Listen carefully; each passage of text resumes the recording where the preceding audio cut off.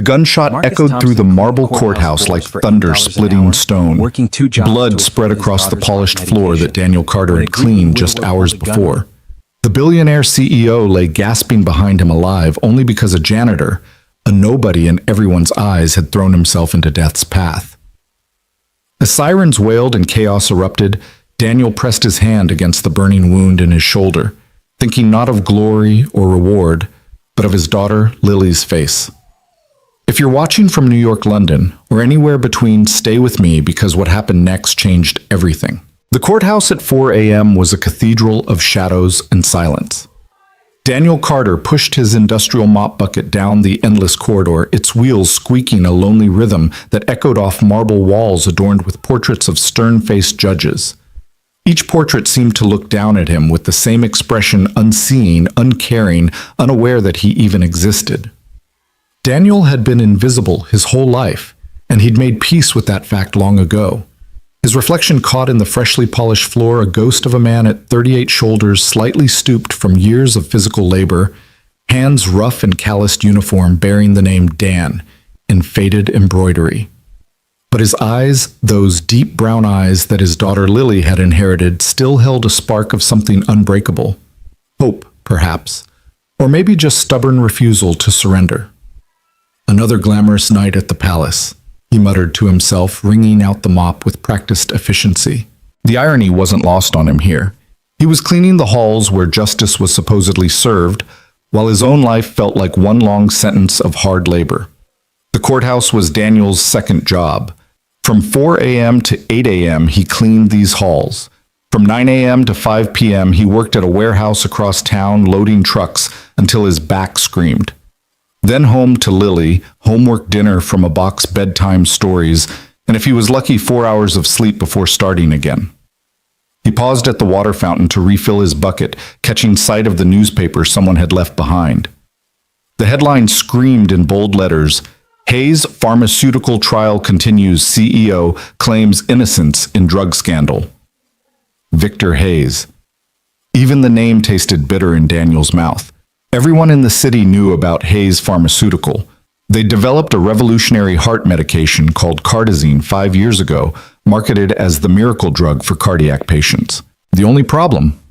It cost $3,000 a month, and insurance companies had found every excuse to deny coverage. Worse reports had surfaced about fatal side effects that the company had allegedly hidden during trials. Daniel knew all about Cardizine. Lily needed it to live. He crumpled the newspaper and tossed it in the trash, trying to push down the familiar surge of anger. Anger was a luxury he couldn't afford. Anger didn't pay bills or buy medicine or keep his daughter's heart beating steadily through the night. "Daddy, why do some people have so much when others have so little?" Lily had asked him last week, her wise beyond her years eyes studying him over her homework. "I don't know, sweetheart," he'd answered honestly. "But what matters isn't what we have, it's what we do with it. Like how you always share your sandwich with Mr. Rodriguez at work, even though we don't have much, exactly like that." She'd smiled then, that radiant smile that made every sacrifice worthwhile. Lily was the reason he got up every morning, the reason he endured the aching joints and the endless exhaustion. She'd been born with a congenital heart defect, hypoplastic left heart syndrome, the doctors called it. 3 surgeries before her 5th birthday. Monthly medications that cost more than he made in 3 months. Regular checkups with specialists who looked at him with barely concealed pity when he asked about payment plans. But Lily was a fighter just like her old man, and as long as she kept fighting, so would he. The morning wore on, and Daniel methodically worked his way through the building. The judge's chambers on the 3rd floor where decisions affecting thousands were made daily. The jury deliberation rooms where ordinary citizens wrestled with extraordinary responsibilities. The holding cells in the basement where hope went to die. He was mopping the main courtroom, courtroom A, the big one where they held the high-profile cases, when he heard voices in the hallway. It was 6:30 a.m., too early for anyone to be here except security and maintenance. "I don't care what the polls say," a man's voice said, sharp and dismissive. "We stick to the strategy. Emphasize the FDA approval, downplay the pricing structure, and for God's sake make sure that widow doesn't testify." Daniel recognized the voice from the news. Marcus Webb, Victor Hayes' lead attorney. $5,000 suits and a reputation for getting the guilty off scot-free. But sir, another voice protested, younger, nervous. The Park testimony could sway the jury. His wife's death was directly linked to, allegedly linked. Allegedly.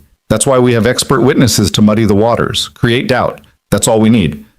Their voices faded as they moved past, but Daniel had heard enough. Andrew Park, he'd read about him, lost his wife Sarah 6 months ago. She'd been taking cardizine for a year when she suddenly collapsed. The autopsy showed liver failure, a known but undisclosed side effect of the drug. Park had become the face of the victims' families, demanding justice, not just for his wife, but for dozens of others who'd suffered. Daniel returned to his mopping, but his mind wandered to what it must be like to lose someone you love to corporate greed. He couldn't imagine life without Lily. She was all he had left after Maria died in childbirth, a tragedy that had nearly broken him until he'd held his daughter for the first time and realized he had to be strong for her. By 7:45 a.m., the courthouse was beginning to wake up. Lawyers in expensive suits rushed past without seeing him. Court clerks chatted about their weekend plans. Security guards nodded in his direction, the only acknowledgement he usually received. Daniel was gathering his supplies when Judge Margaret Sloan swept past. Unlike the others, she paused, actually looking at him. "Daniel, isn't it?" she said, her voice carrying the authority of 20 years on the bench. "Yes, ma'am." He was surprised she knew his name. "You do good work. This place has never been cleaner." She studied him with sharp gray eyes that had seen too much of humanity's worst. "You have a daughter, don't you? I've seen you in the pediatric ward at St. Mary's." Daniel's cheeks flushed. "Yes, ma'am. Lily. She's 8. Heart condition." He nodded, unsure why one of the city's most powerful judges was taking an interest in his personal life. Judge Sloan's expression softened slightly. "My grandson has cystic fibrosis. I know what it's like to watch a child struggle with illness, to feel helpless despite all your power and position." She paused, seeming to weigh her words. "If you ever need anything, Daniel, legal advice, a recommendation, my door is open." Before he could respond, she was gone, her black robes billowing behind her like wings. Daniel changed out of his uniform in the basement locker room, trading it for the worn jeans and t-shirt he wore to the warehouse. His shoulder ached, an old injury from his construction days that acted up when the weather changed. The forecast called for storms later. Perfect. He was heading for the exit when he noticed the crowd gathering outside courtroom A. Reporters with cameras, protesters with signs reading, "Hayes kills" and "Justice for Sarah Park." The trial was starting early today. Through the glass doors of the courtroom, Daniel caught a glimpse of the man himself, Victor Hayes. 62 years old, silver-haired, immaculately groomed, sitting at the defendant's table like he was at a board meeting rather than on trial for criminal negligence. His expression was one of mild annoyance, as if this whole affair was an inconvenient interruption to his golf schedule. Then Daniel saw Andrew Park. The widower sat in the gallery's front row, hands clasped so tightly his knuckles were white. He was younger than Daniel had expected, maybe 35, with the hollow eyes of someone who'd forgotten what sleep felt like. His suit was off the rack, probably the only one he owned. He stared at Hayes with an intensity that made Daniel uncomfortable, even from across the room. That kind of grief, that kind of rage, it could drive a man to do terrible things. Daniel shook off the thought and headed for the exit. He had his own problems to worry about. The warehouse supervisor had been making noises about cutbacks, and he was always the first to be let go. Last in, first out, they called it. Never mind that he worked harder than guys half his age. Never mind that he never complained, never called in sick, never asked for special treatment. The warehouse was exactly what you'd expect, a massive concrete box filled with boxes, forklifts beeping their warnings, men shouting over the din of machinery. Daniel clocked in and got to work loading trucks with everything from electronics to furniture to mysterious packages labeled only with tracking numbers. "Yo, Dan," his coworker Miguel called out. "You see the game last night?" "Didn't catch it," Daniel replied, hefting a box marked fragile with the care most people reserved for newborns. "Lily had homework." "Man, you need a life outside that kid." "She is my life." Miguel shook his head but smiled. "You're a good dad, hermano. Better than most. The morning dragged on. Lift, carry, stack, repeat. Daniel's mind kept drifting back to the courthouse, to Andrew Park's haunted eyes and Victor Hayes' indifference. How could two men exist in the same world, yet be so far apart? One destroyed by loss, the other untouched by the destruction he'd caused. During his lunch break, 15 minutes in the loading dock eating a peanut butter sandwich he'd made at 3 a.m., Daniel checked his phone. 3 missed calls from Lily's school. His heart stopped. He called back immediately, hand shaking as he held the phone. Mr. Carter, this is Nurse Patricia at Washington Elementary. Lily had an episode during gym class. She's stable now, but I'm on my way. Daniel didn't even clock out, just ran to his beat-up Honda Civic and drove like the devil was chasing him. The school was 20 minutes away in good traffic. He made it in 12. Lily was in the nurse's office, lying on the narrow cot, her face pale but her breathing steady. She smiled when she saw him. Hi, Daddy. I'm okay. Hey, sweetheart. He knelt beside her, taking her small hand in his rough one. What happened? I was running and my chest felt funny, like butterflies were having a party in there. Mrs. Patterson made me stop and brought me here. The nurse, a kind woman in her 50s, pulled Daniel aside. Her heart rate spiked to 180. It came down on its own, but Mr. Carter, she needs to see her cardiologist. This is the 3rd episode this month. I know, we have an appointment next week. What he didn't say was that he'd already rescheduled it twice because he couldn't afford the copay. What he didn't say was that Lily's medication was running low and he was rationing it, giving her half doses to make it last. What he didn't say was that he was failing the one person who mattered most. Can I go back to class? Lily asked hopefully. Not today, baby. We're going home. She pouted, but didn't argue.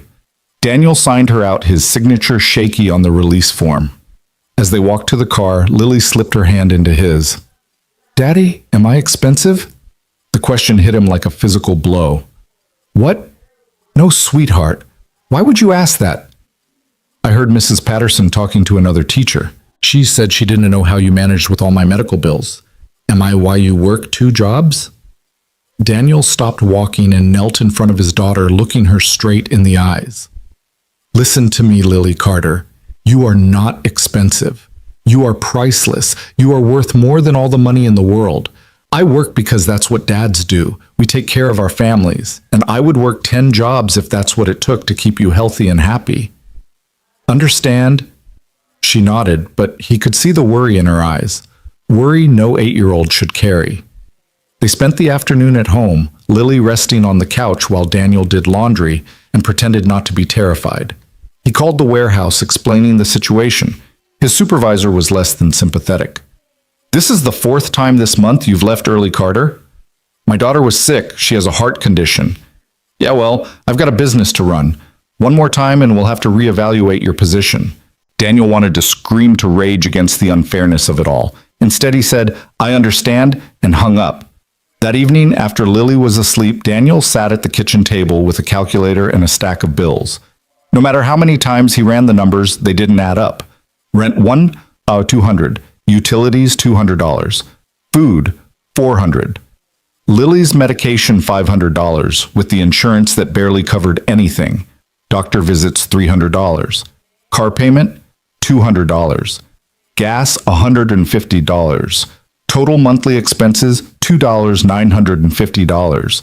Total monthly income $2,800. He was drowning and he couldn't see the surface anymore.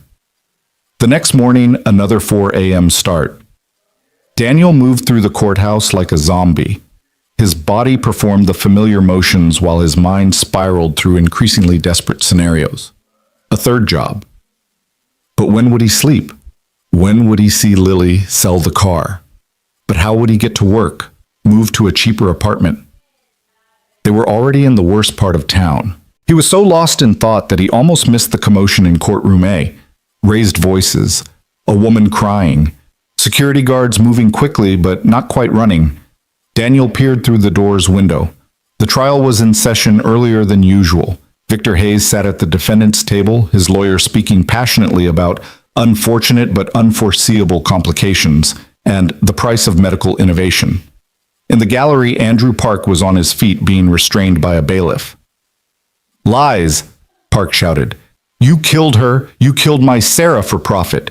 She trusted you. We trusted you. Judge Sloan banged her gavel. Mr. Park, you will control yourself or be removed from this courtroom. I've lost everything. Park's voice broke. My wife, my future, everything. And he sits there in his $1,000 suit like none of it matters.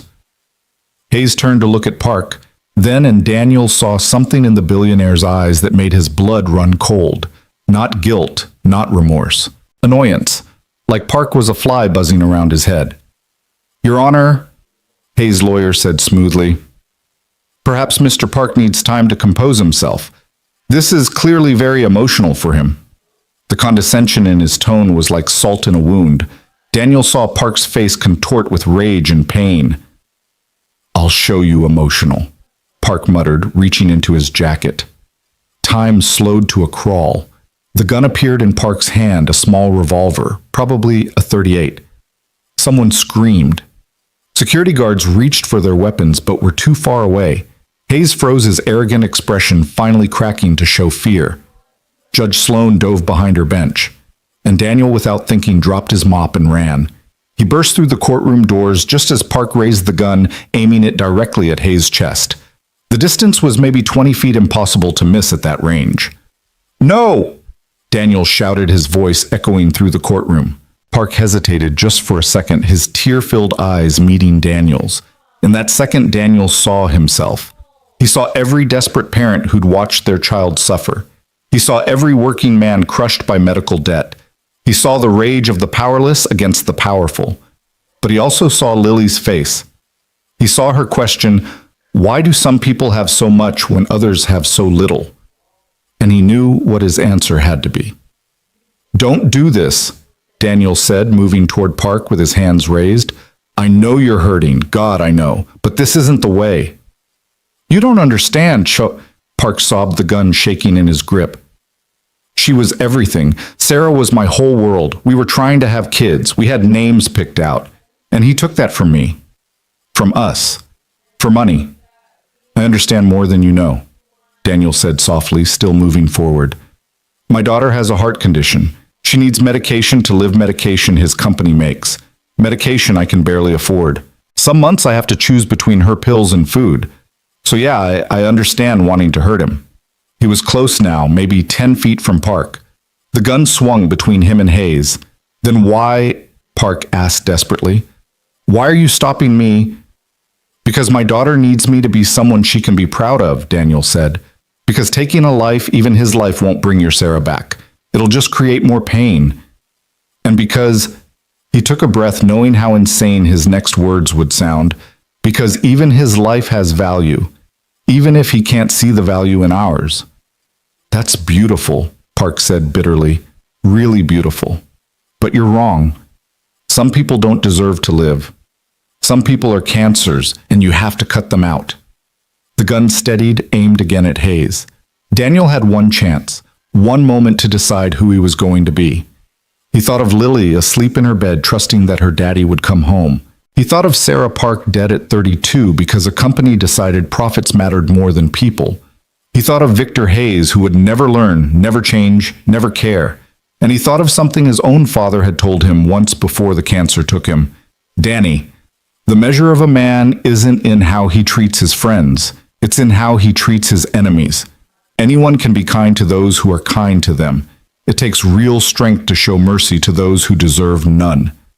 Daniel moved, not toward Park, but between him and Hayes. Then you'll have to shoot me first, he said simply. Park's eyes widened. Move. This has nothing to do with you. It has everything to do with me. With all of us. Every person in this room, in this city, who's been hurt by greed and indifference. But if we meet violence with violence, hatred with hatred, we become the very thing we're fighting against. Get out of the way! Park screamed, tears streaming down his face. I don't want to hurt you, and I don't want you to hurt anyone, Daniel replied, including yourself. Because that's what this will do, destroy you. Sarah wouldn't want this. You know she wouldn't. For a moment, just a moment, Park's expression softened. The gun lowered slightly. Then Victor Hayes, in a moment of spectacular stupidity, spoke.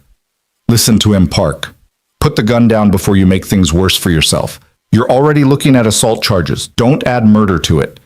His tone was patronizing, dismissive, the tone of a man who'd never faced a real consequence in his life. Park's face contorted with fresh rage. The gun came up fast, aimed at Hayes' head. Daniel didn't think. He just moved. The gunshot was impossibly loud in the enclosed space, like the world cracking open. Pain exploded through Daniel's shoulder as the bullet tore through flesh and muscle. He spun with the impact, crashing into Hayes and taking them both to the ground. Blood. So much blood spreading across the polished floor he'd cleaned just hours ago. Screams and shouts filled the air, but they seemed distant, muffled. Daniel's vision swam. He saw Park drop the gun, horror replacing rage on his face. He saw security guards swarming, tackling Park to the ground. He saw Judge Sloan emerging from behind her bench, shouting orders. And he saw Victor Hayes inches from his face, eyes wide with shock. "Why?" Hayes whispered. "Why would you save me?" Daniel tried to answer, but the words wouldn't come. The pain was everything now, a fire burning through his shoulder and chest. He thought of Lily, wondered if she'd eaten breakfast, if she'd taken her half-dose of medication, if she'd know how much he loved her. Because, he finally managed, his voice barely a whisper, "My daughter needs me to be someone she's proud of. And because your life matters too, even if you've forgotten that other lives matter." The last thing he saw before the darkness claimed him was Hayes' face, and for the first time there was something almost human in those cold eyes. Something that might have been shame. Then nothing. Daniel woke to the steady beep of machines and the antiseptic smell of hospital. His shoulder was immobilized, wrapped in enough bandages to supply a small army. An IV dripped steadily into his arm. "Daddy!" He turned his head, a motion that sent lightning through his shoulder, and saw Lily sitting in a chair beside his bed. Her eyes were red from crying, but she was smiling. "Hey, sweetheart," he croaked, his throat dry as sand. "You're a hero," she said simply. "It's on the news. You saved someone's life." "I'm no hero, baby. Just a dad who wanted to come home to his daughter." "The man you saved came to see you," Lily said. "While you were sleeping, he seemed sad." Daniel couldn't imagine Victor Hayes being sad about anything except a drop in stock prices, but he kept that thought to himself. A nurse entered, a young woman with kind eyes and a gentle manner. "Mr. Carter, you're awake. How's the pain?" "Manageable." He lied. She didn't buy it, but didn't push. "You have visitors, quite a few actually, but I can send them away if you're not up for it." Daniel was about to refuse when Lily piped up, "The judge lady is here. She seems nice." Judge Sloan. Daniel couldn't imagine why she'd visit him. "Send her in, I guess." The judge entered, and Daniel barely recognized her. Gone was the austere figure in black robes. In their place was a woman in a simple blazer and slacks, looking older and more tired than he'd ever seen her. "Mr. Carter," she said, then paused. "Daniel, how are you feeling?" "Like I was shot," he said, attempting humor. She didn't smile. "What you did today was extraordinary. Foolish, perhaps, but extraordinary. Anyone would have—" "No," she interrupted. "Anyone would not have. Most people would have run or frozen or simply watched. You acted. You put yourself between a gun and a man who, frankly, many people believe deserved whatever Mr. Park intended to do to him." Daniel shifted uncomfortably, wincing at the pain. "Nobody deserves to be shot in cold blood, Your Honor. Not even Victor Hayes." "You believe that even knowing what his company has done, what they've done to your own daughter—" Daniel looked at Lily, who was listening with rapt attention. "Especially knowing that. If I let anger and revenge guide my actions, what am I teaching her? That violence solves problems, that some people deserve to die because we disagree with them, or because they've hurt us. That's not the world I want her to grow up in." Judge Sloan studied him for a long moment. "You're either the most principled man I've ever met, or the most naive." "Probably both," Daniel admitted. "The trial has been postponed," she said. "Mr. Park is being held on attempted murder charges. He's broken. Completely broken. His lawyer is pushing for temporary insanity." "He's not insane," Daniel said quietly. "He's just in pain.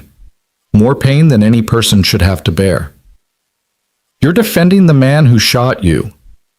I'm understanding him. There's a difference. Judge Sloan shook her head in wonder. Mr. Carter, I've been on the bench for 20 years. I've seen the worst of humanity parade through my courtroom. I'd become cynical, I suppose. Hardened. I'd forgotten that there are still good people in this world, people who do the right thing not for reward or recognition, but simply because it's right. You reminded me of that today. She reached into her bag and pulled out an envelope. This isn't charity, so don't even think about refusing it. It's a job offer, court officer position, full benefits including comprehensive health insurance. The salary is double what you're making at your 2 jobs combined.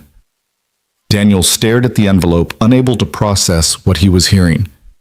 I don't have any experience in law enforcement. You have something better, integrity and courage. The rest can be taught. She stood to leave, then paused. Oh, and Mr. Hayes asked me to give you this. She handed him a second envelope, thicker than the first. Daniel opened it with trembling fingers. Inside was a check for $50,000 and a note in elegant handwriting. This is not charity either, Mr. Carter. Consider it a small attempt at balancing the scales. Your daughter's medical expenses are also being covered indefinitely. It's the least I can do for the man who saved my life, and perhaps my soul. V. Hayes. Daniel stared at the check, tears blurring his vision. Lily climbed onto the bed, carefully wrapping her small arms around him. Does this mean I can take full doses of my medicine? She asked in a small voice. Daniel hugged her tight, ignoring the pain in his shoulder. Yeah, baby, it means a lot more than that. Judge Sloan smiled, the first genuine smile Daniel had ever seen from her. The world needs more Daniel Carters, she said, and it's about time the Daniel Carters of the world caught a break. After she left, Daniel and Lily sat in comfortable silence. The sun was setting outside the hospital window, painting the sky in shades of orange and pink. Lily was doing her homework, tongue poking out in concentration. Daniel watched her, marveling at her resilience, her strength, her pure heart. Daddy, she said without looking up from her math problems. Yeah, sweetheart. I'm proud of you. Those 4 words were worth more than any check, any job offer, any recognition. Daniel closed his eyes, feeling something he hadn't felt in years. Hope. The next few days passed in a blur of visitors, medical checks, and media attention that Daniel desperately tried to avoid. Reporters wanted to interview the hero janitor, but Daniel refused them all. This wasn't about fame or glory. It never had been. Andrew Park's wife's sister came to see him, a quiet woman named Helen, who looked like she'd aged a decade in the past 6 months. I wanted to thank you, she said, standing awkwardly by his bed, for stopping Andrew. He's not a bad man. Grief just broke something in him. I know, Daniel said.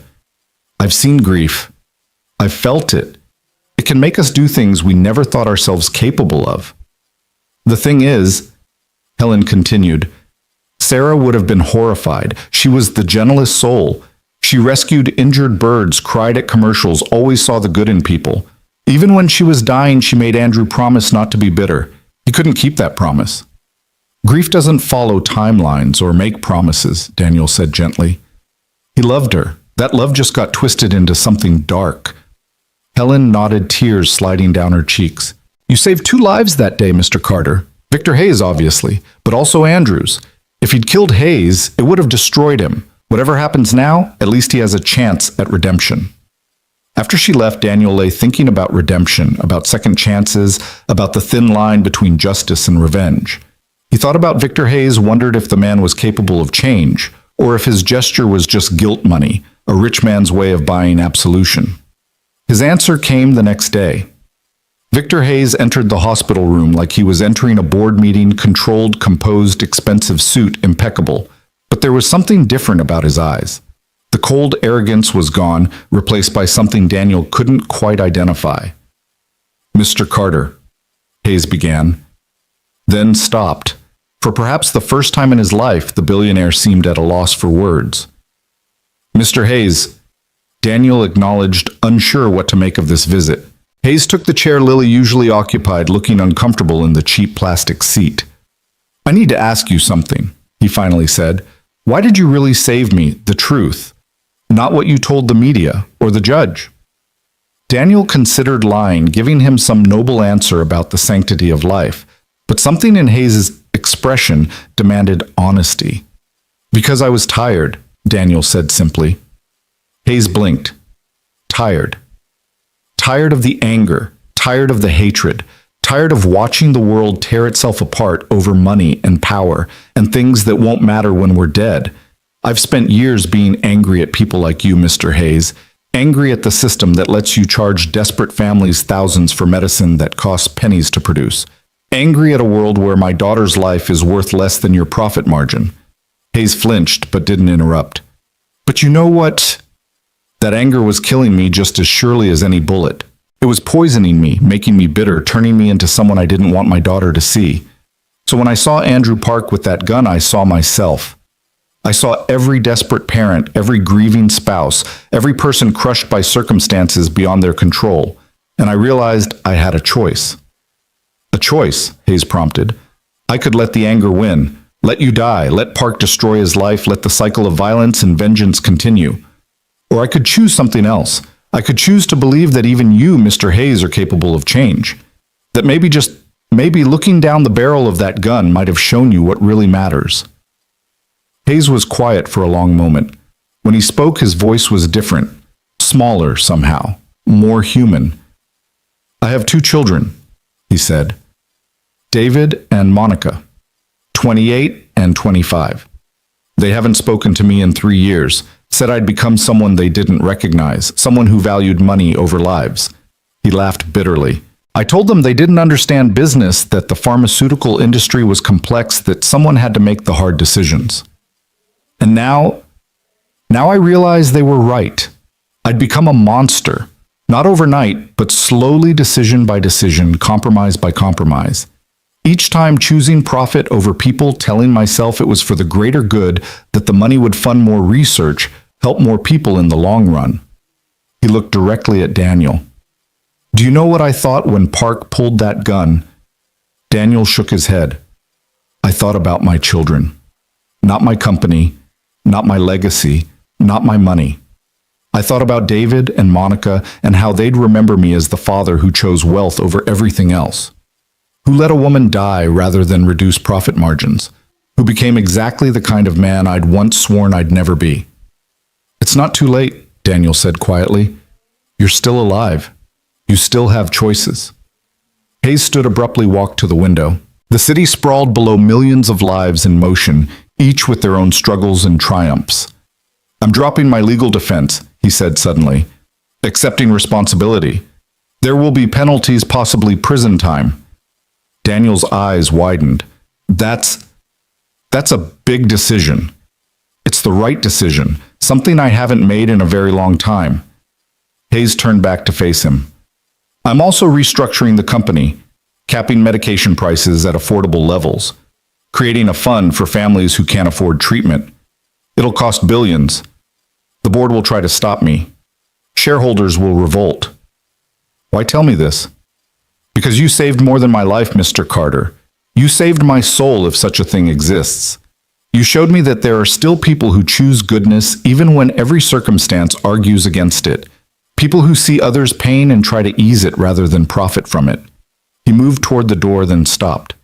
Your daughter Lily, I'd like to meet her properly sometime, when you're recovered.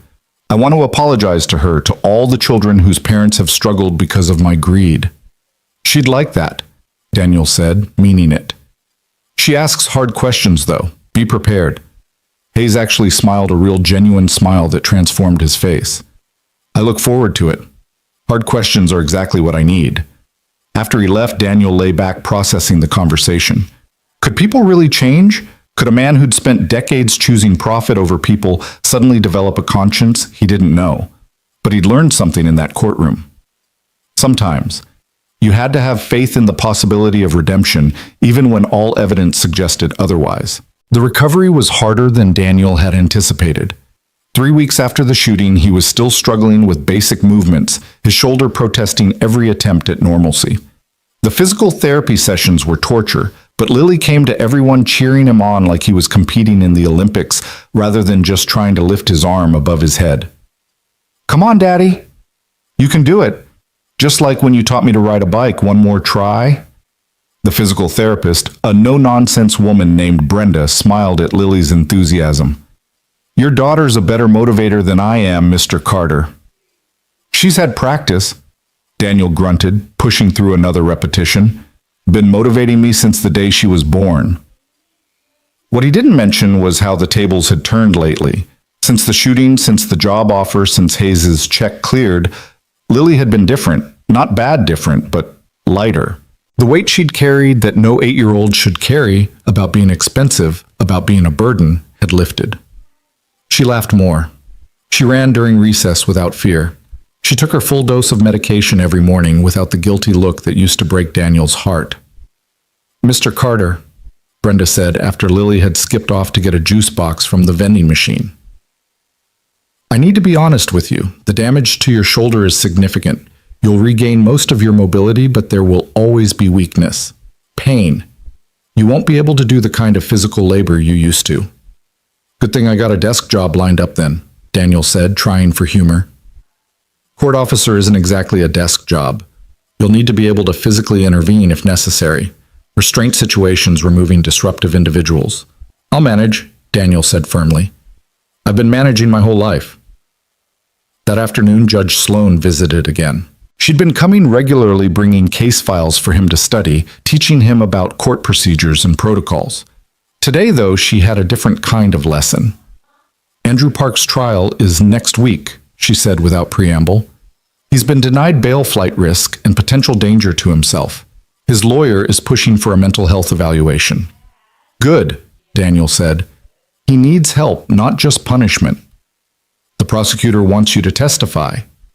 Daniel had been expecting this, dreading it. What would I even say that he shot me? Everyone knows that. They want you to describe the impact, the trauma, the ongoing challenges. They want to paint Park as a dangerous man who needs to be locked away for a long time. But that's not who he is, Daniel protested. He's a grieving husband who snapped. One moment of desperation shouldn't define his entire life. Judge Sloan studied him carefully. You know most victims want maximum punishment for their attackers. I'm not most victims. And honestly, I don't even see myself as a victim. I made a choice to step in front of that gun. Park didn't choose to lose his wife. Hayes didn't initially choose to become corrupted by greed. It happened slowly, one compromise at a time. We're all just people trying to navigate an impossible world. That's a very generous view of humanity. Maybe. Or maybe I just know what it's like to be desperate, to feel like the whole world is against you, like you're drowning and nobody cares. He thought of all those nights calculating bills, all those half doses of Lily's medication, all that quiet desperation. If circumstances had been slightly different, if Lily had died because I couldn't afford her medication, I don't know what I might have done. Judge Sloan was quiet for a moment. You're going to make an interesting court officer, Daniel Carter. Most come in thinking in black and white, guilty or innocent, right or wrong. You already understand that justice is painted in shades of gray. Is that a good thing? In my courtroom, it's essential. The next day brought an unexpected visitor. David Hayes, Victor's son, stood in the doorway looking uncomfortable and uncertain. He had his father's sharp features but softer eyes, wearing jeans and a Columbia University sweatshirt rather than a designer suit. Mr. Carter, I'm David Hayes. I needed to thank you. Daniel gestured to the chair. No thanks necessary, really. No, there is. David sat down, running his hands through his hair in a gesture that made him look younger than his 28 years. You saved my father's life, but more than that, you gave him back to us. To me and my sister. I don't understand.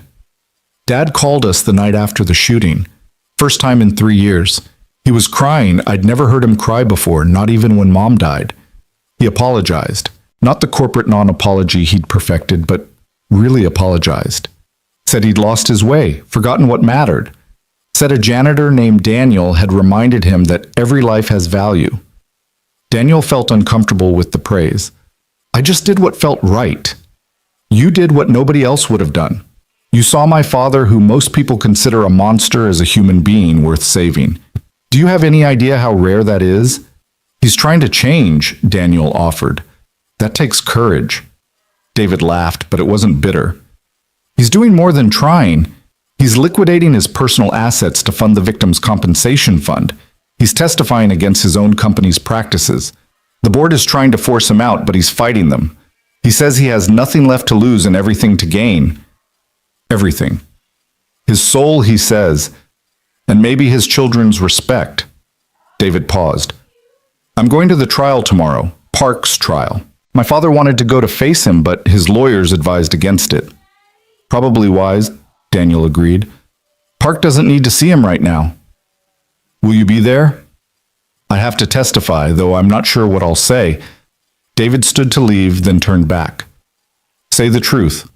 That's all any of us can do. That evening, Lily was doing homework at his bedside while Daniel reviewed more court procedures. She was working on an essay about heroes, and she kept glancing at him with a look he couldn't quite read. What is it, sweetheart? Mrs. Johnson says I should write about you, about how you're a hero. And what do you think? She chewed on her pencil, thinking.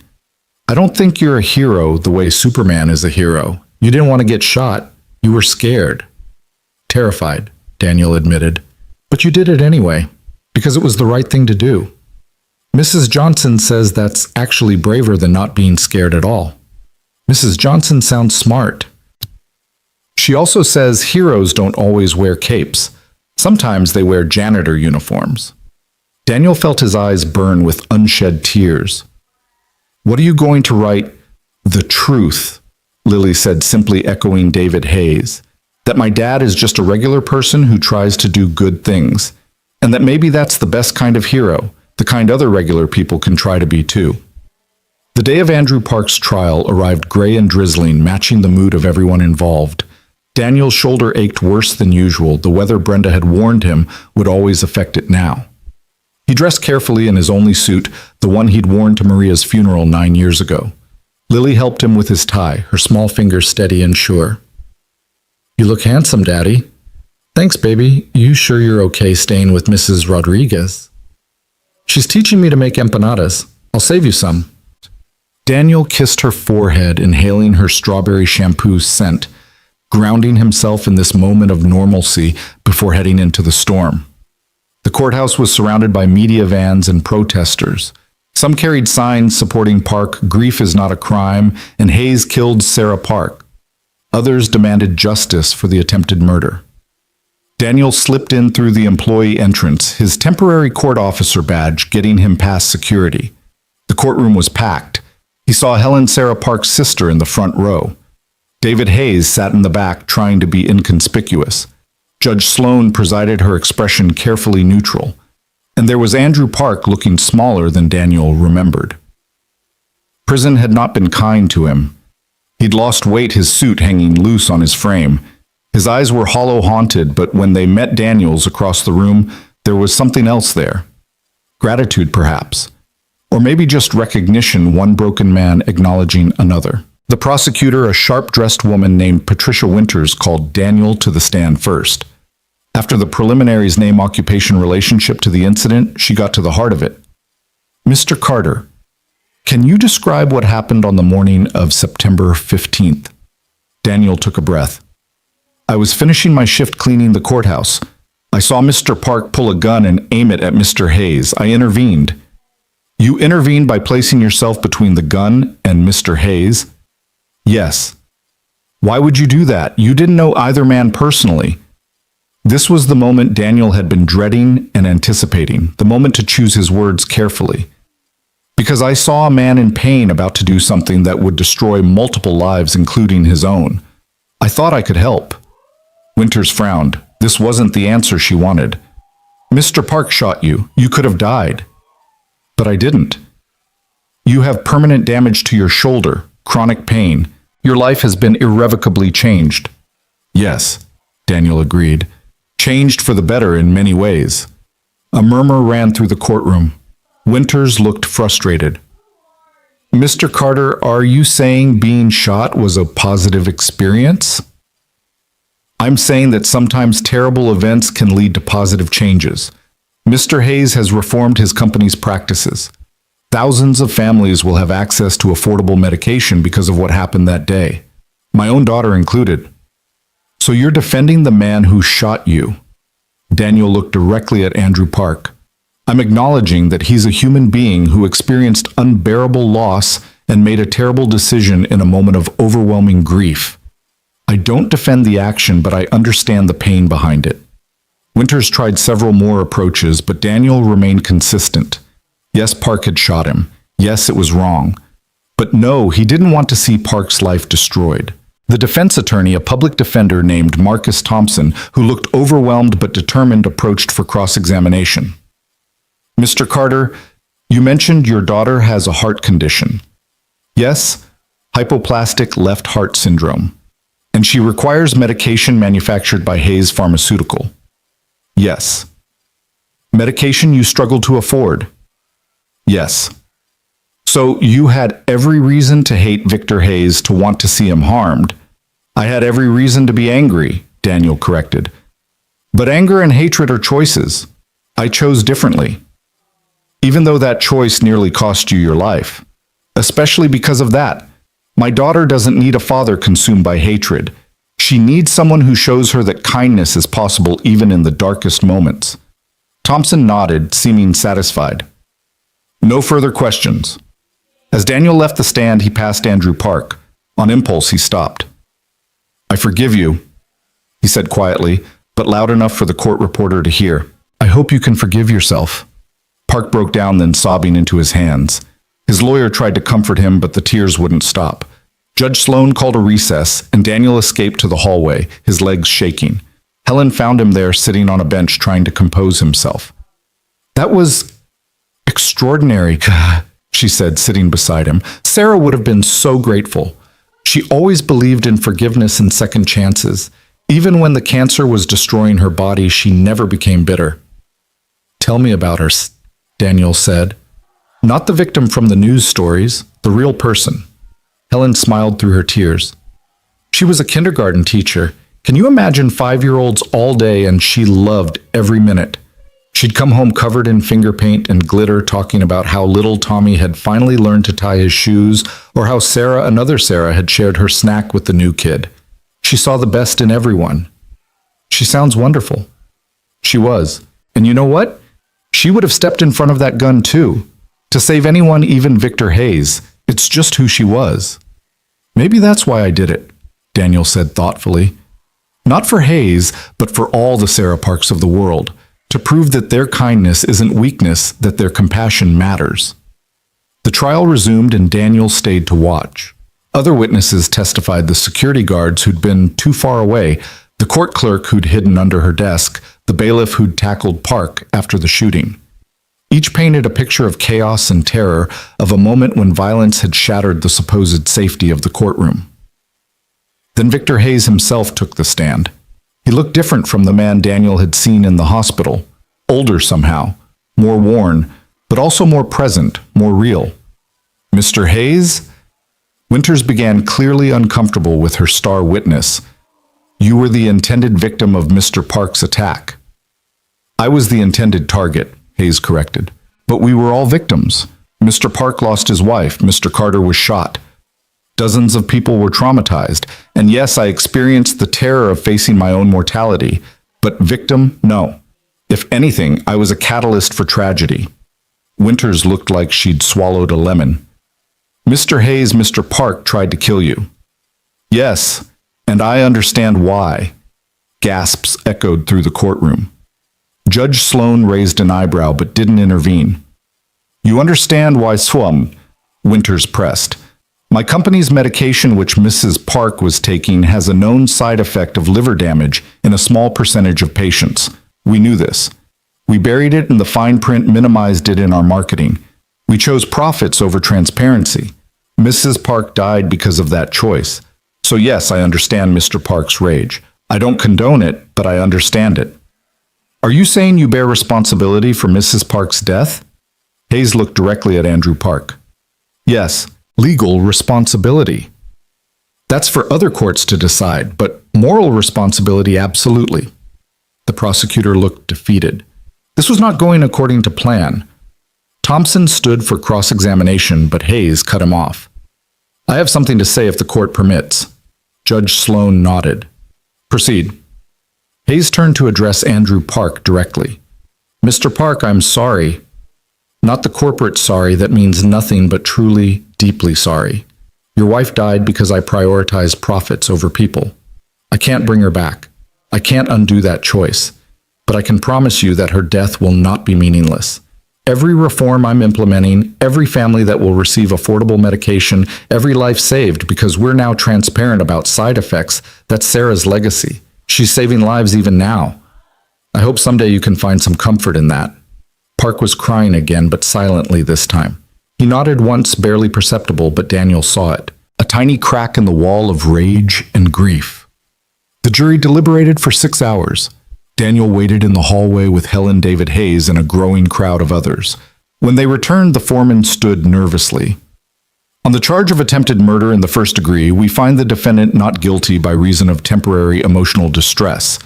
On the lesser charge of assault with a deadly weapon, we find the defendant guilty." Judge Sloan nodded. "Mr. Park, you've been found guilty of assault.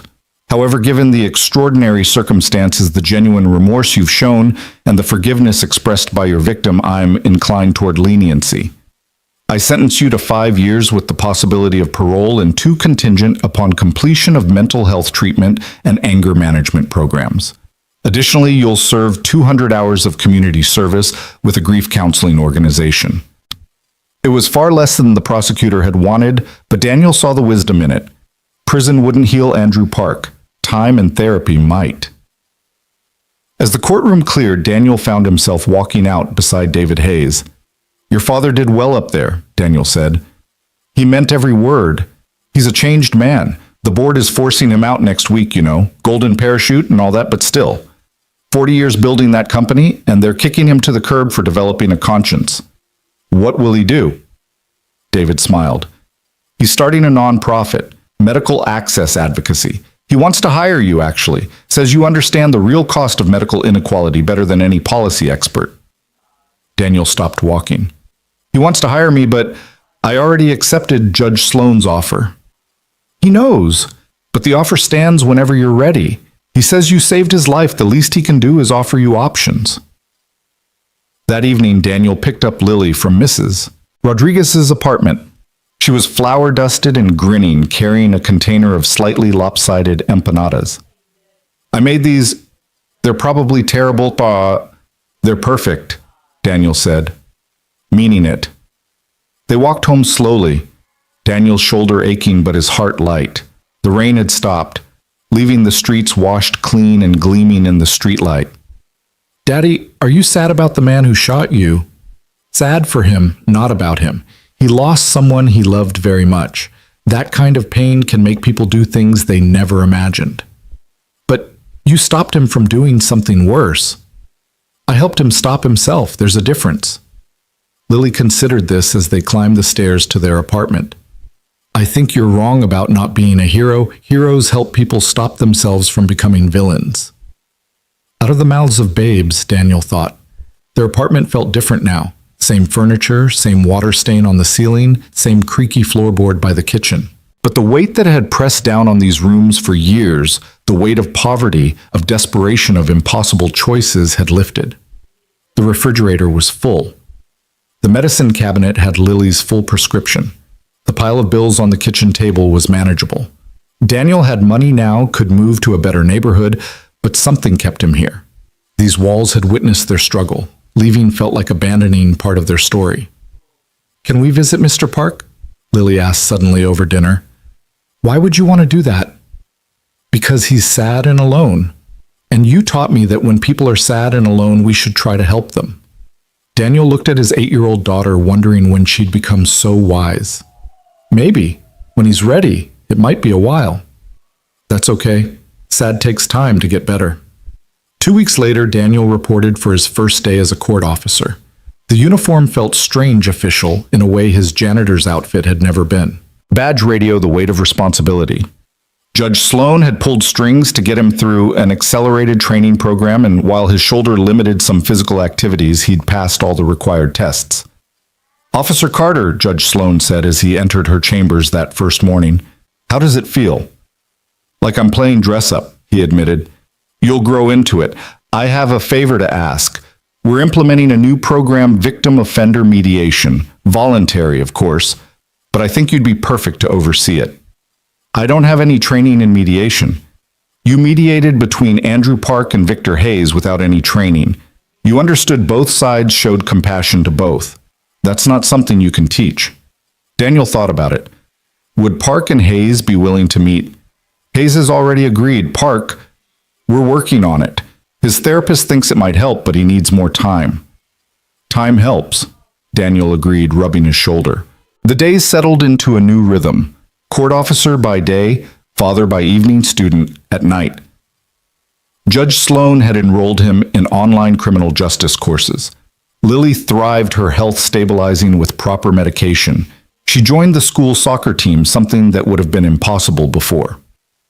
One evening, a month after starting his new job, Daniel received an unexpected call. "Mr. Carter, this is Monica Hayes Victor's daughter. I wanted to thank you and to ask a favor." "Of course." "My father is struggling. The board forced him out, as you probably heard. He's throwing himself into this nonprofit work, but he's isolated. David and I are trying to reconnect with him, but there's so much history, so much hurt. We were wondering, would you have dinner with us, all of us? You and your daughter, too. He listens to you, respects you in a way he doesn't respect many people." Daniel considered it. "When?" "Saturday. Nothing fancy, just dinner at David's apartment. We're trying to learn how to be a family again, and we thought maybe having someone there who understands second chances might help. We'll be there." Saturday arrived crisp and clear. Lily wore her best dress, the one they'd bought for school pictures with some of Hayes' money. She was nervous, fidgeting with the hem. "What if they don't like me?" "Impossible," Daniel said. "Nobody could not like you. You have to say that. You're my dad. I have to say it, and it happens to be true." David's apartment was in a nice building, downtown doorman and everything. The elevator made Lily's eyes wide. Their building didn't have one. David answered the door looking casual in jeans and a sweater, immediately crouching to Lily's level. "You must be Lily. I heard you're learning to make empanadas." "They're getting better," Lily said seriously. "The first batch looked like sick fish." David laughed and the ice broke. Monica appeared warm and welcoming, leading them into a living room where Victor Hayes sat looking deeply uncomfortable. "Mr. Carter," he said, standing, "and you must be Lily." Lily studied him with those two wise eyes. "You're the medicine man." "I suppose I am." "My daddy says you're trying to be better." "That's good. Everyone should try to be better." Hayes actually smiled. "Your father is a wise man." "He's okay," Lily said, making everyone laugh. Dinner was awkward at first. 20 years of family dysfunction doesn't disappear over pasta, but gradually, with Lily asking innocent questions and Daniel providing gentle redirection when things got tense, walls began to crumble. "I remember when you were Lily's age," Victor told Monica. "You wanted to be a doctor. Specifically, you wanted to cure what you called sad sickness." "Depression," Monica said softly. "I saw how Mom struggled with it." "I was too busy to notice," Victor admitted. "Too focused on building the company to see your mother was drowning." "She tried to tell you," David said, old anger surfacing. I know now. Too late, but I know." Lily, who'd been quietly eating her spaghetti, piped up. "It's never too late. That's what Daddy says. As long as you're breathing, you can choose to be better." The adults sat in stunned silence. Then Victor Hayes did something none of his children had ever seen. He cried. Not the desperate tears he'd shed after the shooting, but quiet, cleansing tears. Monica moved first, taking his hand, then David awkwardly patting his shoulder, and Lily, never one to let someone cry alone, climbed into his lap and hugged him. "It's okay, Mr. Medicine Man. Sad takes time to get better." Daniel watched this scene unfold, thinking about cycles, how violence breeds violence, but also how kindness breeds kindness. One act of intervention had rippled outward, touching lives he'd never imagined. After dinner, while the kids, because David and Monica became kids again around their father, Years of hurt temporarily set aside, looked through old photo albums, Victor pulled Daniel aside. The nonprofit is ready to launch. We're calling it Second Chances Medical Foundation. I want you on the board. I'm not qualified. You're the most qualified person I know. You understand what families go through. You know the real cost of medical inequality, and you believe in redemption, which is what this is really about. Giving people second chances at health, at life. I'll think about it. Also, Victor continued, I've been in contact with Andrew Park's therapist. With his permission, of course. Andrew wants to meet with me. To talk. The therapist thinks it would be helpful, but only if you're there. As a mediator. Daniel felt the weight of this request. That's a lot to ask of both of you. It's necessary. I need to face what I've done. And he needs to see me as human, not as a monster. You've already proven you can bridge that gap. 2 weeks later, Daniel found himself in a small room at the minimum security facility where Andrew Park was serving his sentence. Park looked better, still thin, but cleaner, more present. Victor Hayes sat across from him, nervous as Daniel had ever seen him. Thank you for agreeing to this, Victor began. Park's laugh was bitter. I didn't do it for you. I know, you did it for Sarah. At her name, Park flinched. Don't. You don't get to say her name. You're right, I'm sorry. They sat in tense silence. Daniel let it stretch, knowing sometimes silence was necessary. Finally, Park spoke. She suffered. The last months. Constant pain, confusion, fear. The doctors didn't know what was wrong until it was too late. Liver failure, they said, from the medication. The medication that was supposed to save her life. I know, Victor said quietly. I've read her file. All the files. 63 people dead from undisclosed side effects. 200 more with permanent damage. Numbers, Park spat. They're not numbers, they were people. Sarah was a person. Tell me about her, Victor said, surprising both men. Not the victim, the person. Who was she? Park's anger flickered, replaced by something softer. She was light, pure light, taught kindergarten. Came home every day with stories about her kids. Little Marcus, who couldn't pronounce R's. Stephanie, who insisted on wearing her tutu every day. She loved them all. He continued talking, words pouring out like water from a broken dam. About their first date, their wedding, their plans for children. About her illness. The hope when they found cardizine, the slow, horrible realization that the cure was killing her. Victor listened without interrupting, without defending. When Park finally ran out of words, exhausted, Victor spoke. She sounds extraordinary. The world is dimmer without her. Don't patronize me. I'm not. I'm acknowledging a loss I caused. I can't bring her back. I can't undo the damage. But I can make sure her death means something. Every reform, every family helped, every life saved, that's her legacy. It doesn't bring her back. No, nothing will. But maybe it prevents other Andrews from sitting where you are. Other Sarahs from dying needlessly. Park looked at Daniel. How do you do it? How do you forgive? I don't know if forgiveness is the right word, Daniel said carefully. Acceptance, maybe. Understanding. Recognizing that holding on to anger only hurts me and teaches my daughter that revenge matters more than redemption. Your daughter, she's lucky to have you. I'm lucky to have her. She's the reason I stepped in front of that gun. Not to be a hero, but to be someone she could be proud of. Park turned back to Victor. I'll never forgive you, not fully. But maybe I can stop hating you. That's all I can offer. That's more than I deserve, Victor said. As they left the facility, Victor looked drained, but somehow lighter. Thank you for facilitating that. You both needed it. I've done the math, Victor said suddenly. 63 people dead because of my decisions. 200 injured. Thousands who suffered financially. The weight of that. How do you live with it? Daniel thought about his answer. By doing better. Every day choosing to do better. It doesn't erase the past, but it shapes the future. Your daughter said that. 8 years old and wiser than most adults. She's had to grow up fast, but she's maintained her kindness. That's what matters. Winter arrived early that year, blanketing the city in white, just as Daniel was finding his rhythm in his new life. 6 months had passed since the shooting, and the scar on his shoulder had faded to pink, though it still ached when the barometer dropped. He stood in Judge Sloan's courtroom maintaining order during a particularly contentious custody hearing when his radio crackled with an urgent message. "Officer Carter, please report to Chamber B. We have a situation."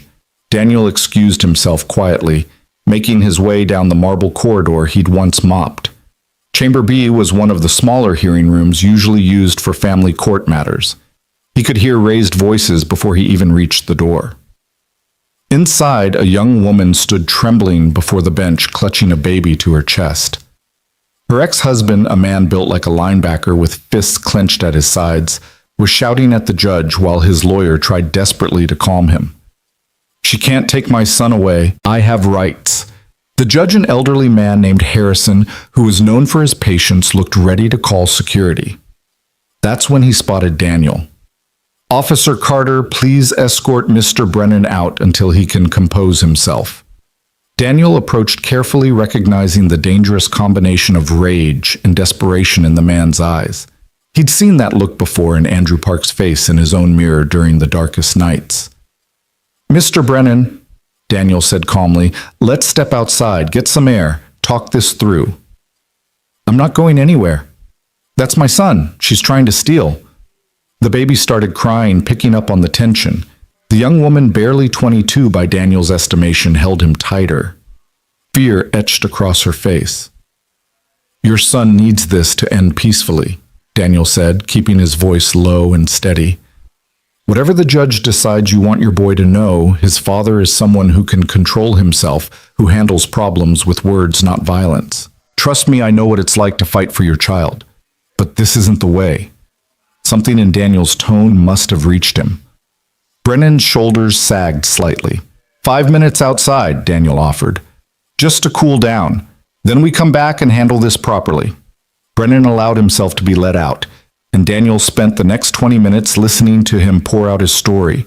Lost his job drinking problem ex-wife, afraid for the baby's safety. Classic cycle of destruction. "I'm getting help," Brennan insisted.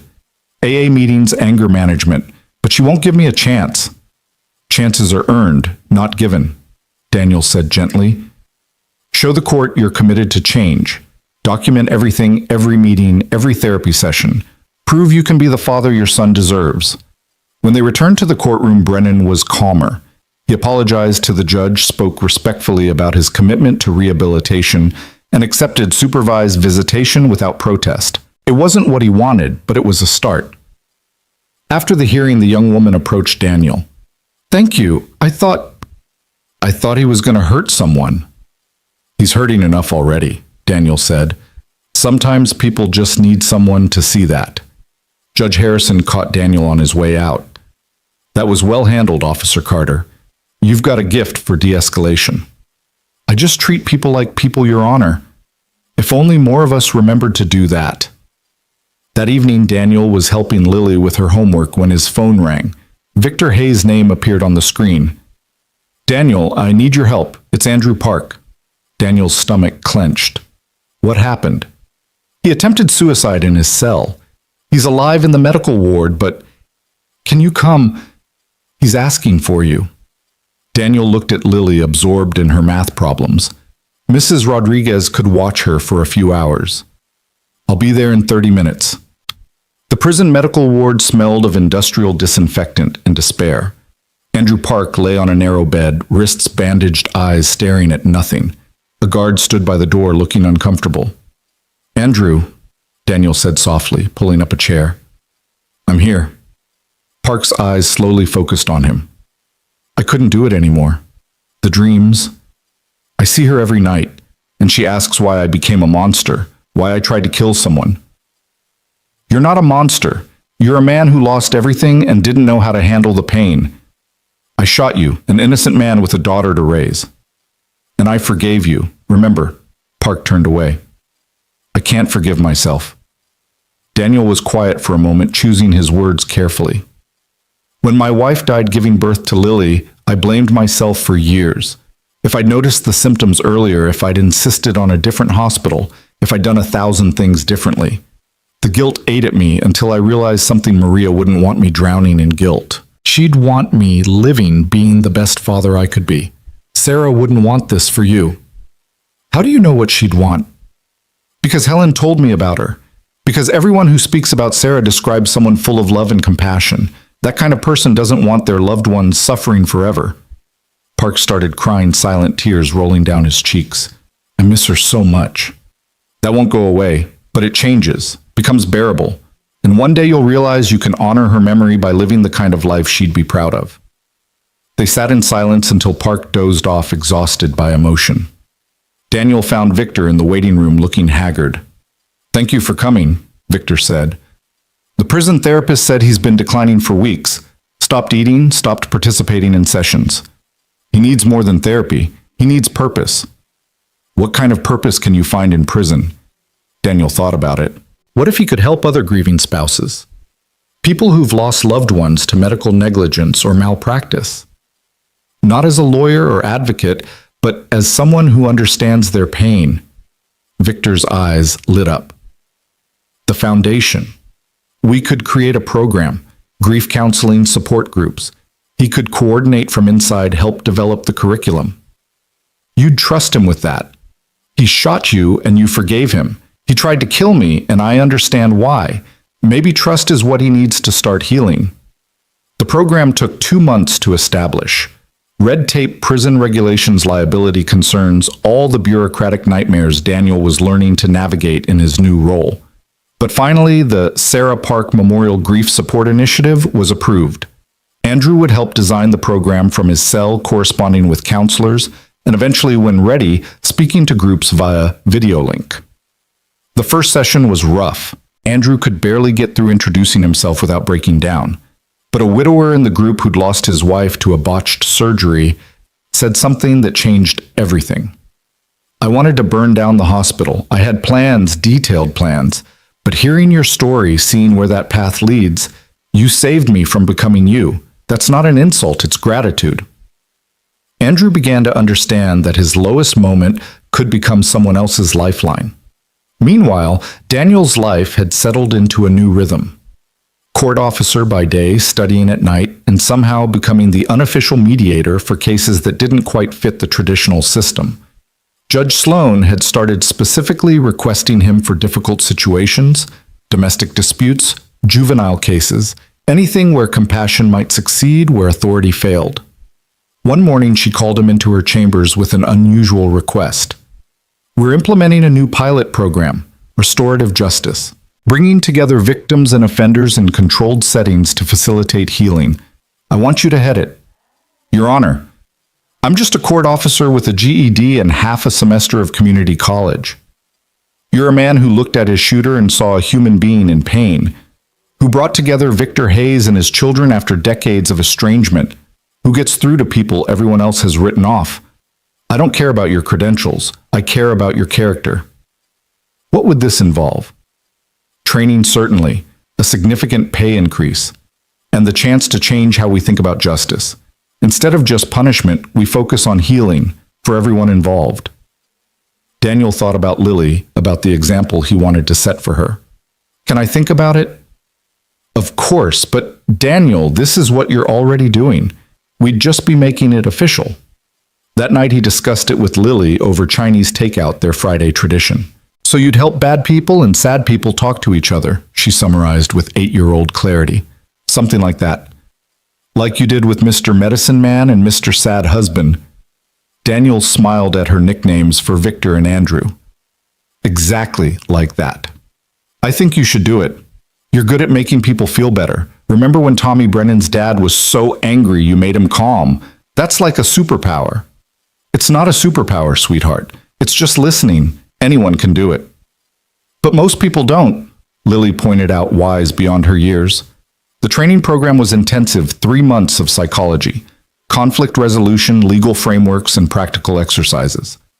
Daniel attended classes after his court shifts, coming home exhausted but exhilarated. For the first time in his life, he was using his mind in ways that challenged and excited him. His first official case as a restorative justice facilitator involved a teenager who'd stolen a car and crashed it, paralyzing the owner's daughter. The family was destroyed medical bills retrofitting their home for a wheelchair emotional trauma. The teenager Marcus was looking at serious jail time. The victim's father, Robert Chen, initially refused to participate. I don't want to hear his excuses. My daughter will never walk again because he wanted a joyride. But his daughter Amy insisted. At 17, she had the same determined spirit that reminded Daniel of Lily. I need to understand why, Amy said from her wheelchair. I need to look him in the eye and understand. The first meeting was in a conference room at the courthouse. Marcus could barely lift his head, shame radiating from every pore. Amy sat straight-backed in her wheelchair, her parents flanking her like guards. Daniel opened with simple ground rules: respect honesty, no interruptions. Then he let silence do its work. Marcus spoke first, haltingly. I'm sorry, I know that means nothing, but I'm sorry. I wasn't thinking about consequences. My mom had just died, and I wanted to feel something other than pain. Speed felt like flying, like escaping. I never thought. You never thought about who you might hurt, Robert said bitterly. No, Marcus admitted. I was selfish, stupid, criminal. Tell me about your mother, Amy said suddenly, surprising everyone. Marcus looked confused. Why? Because I want to understand who you were before you became the person who changed my life. So Marcus talked about his mother's 2-year battle with cancer, about being her caregiver at 15, about watching her fade away, holding her hand when she died, feeling utterly alone in the world. The night I stole the car was the 6-month anniversary of her death. I couldn't stand being in my own skin. Amy was crying, but her voice stayed steady. I'm angry at you, furious. I had a swimming scholarship to Stanford. I was going to the Olympics trials. That's all gone because of 20 minutes of your pain. I know, I'd give anything to undo it. But you can't. So what can you give? Marcus looked at Daniel, lost. Daniel remained neutral, letting them find their own way. I don't know. Tell me what you need. Amy thought for a long moment. I need you to make this mean something. Not just jail time that doesn't help me. I need you to stop other kids from making your mistake. How? Speak at schools, tell your story, show them the consequences. Visit me once a month and see my reality. Help other kids dealing with grief before they explode like you did. Marcus nodded eagerly. Yes. All of that. Yes. Robert wasn't satisfied. That's not enough. The medical bills. I'll work, Marcus interrupted. Whatever job I can get, every penny beyond basic survival goes to you, for as long as it takes. That could be decades. Then decades. The negotiation continued for hours. By the end, they had an agreement. Marcus would serve 2 years in juvenile detention, then 5 years of probation, with strict conditions, monthly visits with Amy, weekly speaking engagements at schools, every paycheck garnished for medical expenses. It wasn't forgiveness, not yet, but it was a start. As they prepared to leave, Amy wheeled herself over to Marcus. I may never forgive you completely, but I want to try, because hating you is exhausting and I need my energy for healing. Marcus broke down completely then, and surprisingly, Robert Chen put a hand on the boy's shoulder. Not in comfort exactly, but in acknowledgement of shared humanity. After they left, Daniel sat alone in the conference room, emotionally drained but satisfied.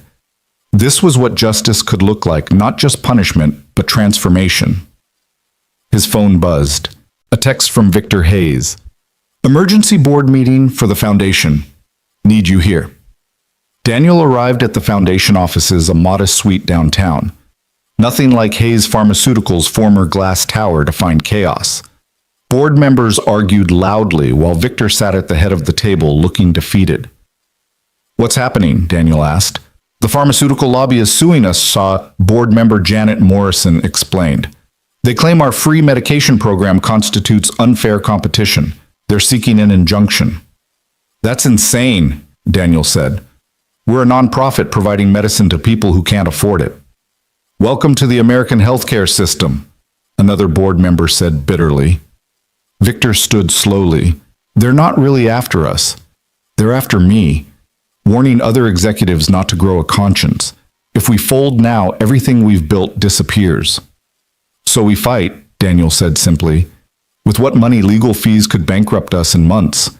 Daniel thought about all the families depending on the foundation, kids like Lily, who needed medication to survive. What if we made it public? Really public. Show people what's at stake. A PR campaign. More than that, real faces, real stories. Every family we've helped, every life saved, make it impossible for them to shut us down without looking like monsters. Janet shook her head. That's naive. They don't care about looking like monsters. But politicians care about votes. Judges care about public opinion, even if they pretend not to. And juries are just people who understand what it's like to struggle with medical bills. Victor studied Daniel with something like pride. You're proposing we turn this into a movement. I'm proposing we tell the truth, loudly. The campaign started small. Families recording testimonials on their phones, sharing them on social media. Amy Chen from her wheelchair talking about second chances and the power of redemption. Andrew Park via video link from prison explaining how helping others had saved him from drowning in grief. Even little Lily, with Daniel's permission, sharing what it meant to take her medicine without fear. The video that went viral, though, was unexpected. Someone had recorded Daniel's testimony at Andrew's trial on their phone. His words about choosing kindness in the darkest moments, about seeing humanity in everyone, resonated across divides. Choose differently became a trending hashtag. The pharmaceutical companies tried to withdraw the lawsuit quietly, but it was too late. Congressional hearings were called, media attention intensified, and at the center of it all, Victor Hayes sat in the witness chair, calmly detailing decades of industry practices designed to maximize profits at the expense of lives. I was part of the problem, he said to the congressional committee. For 40 years, I chose money over morality. It took a janitor with nothing stepping in front of a bullet to show me what real value looks like. His daughter needed our medicine to live, and he still saved my life. That kind of grace demands change. The hearing room was silent. Then a senator asked, "What do you propose, Mr. Hayes?"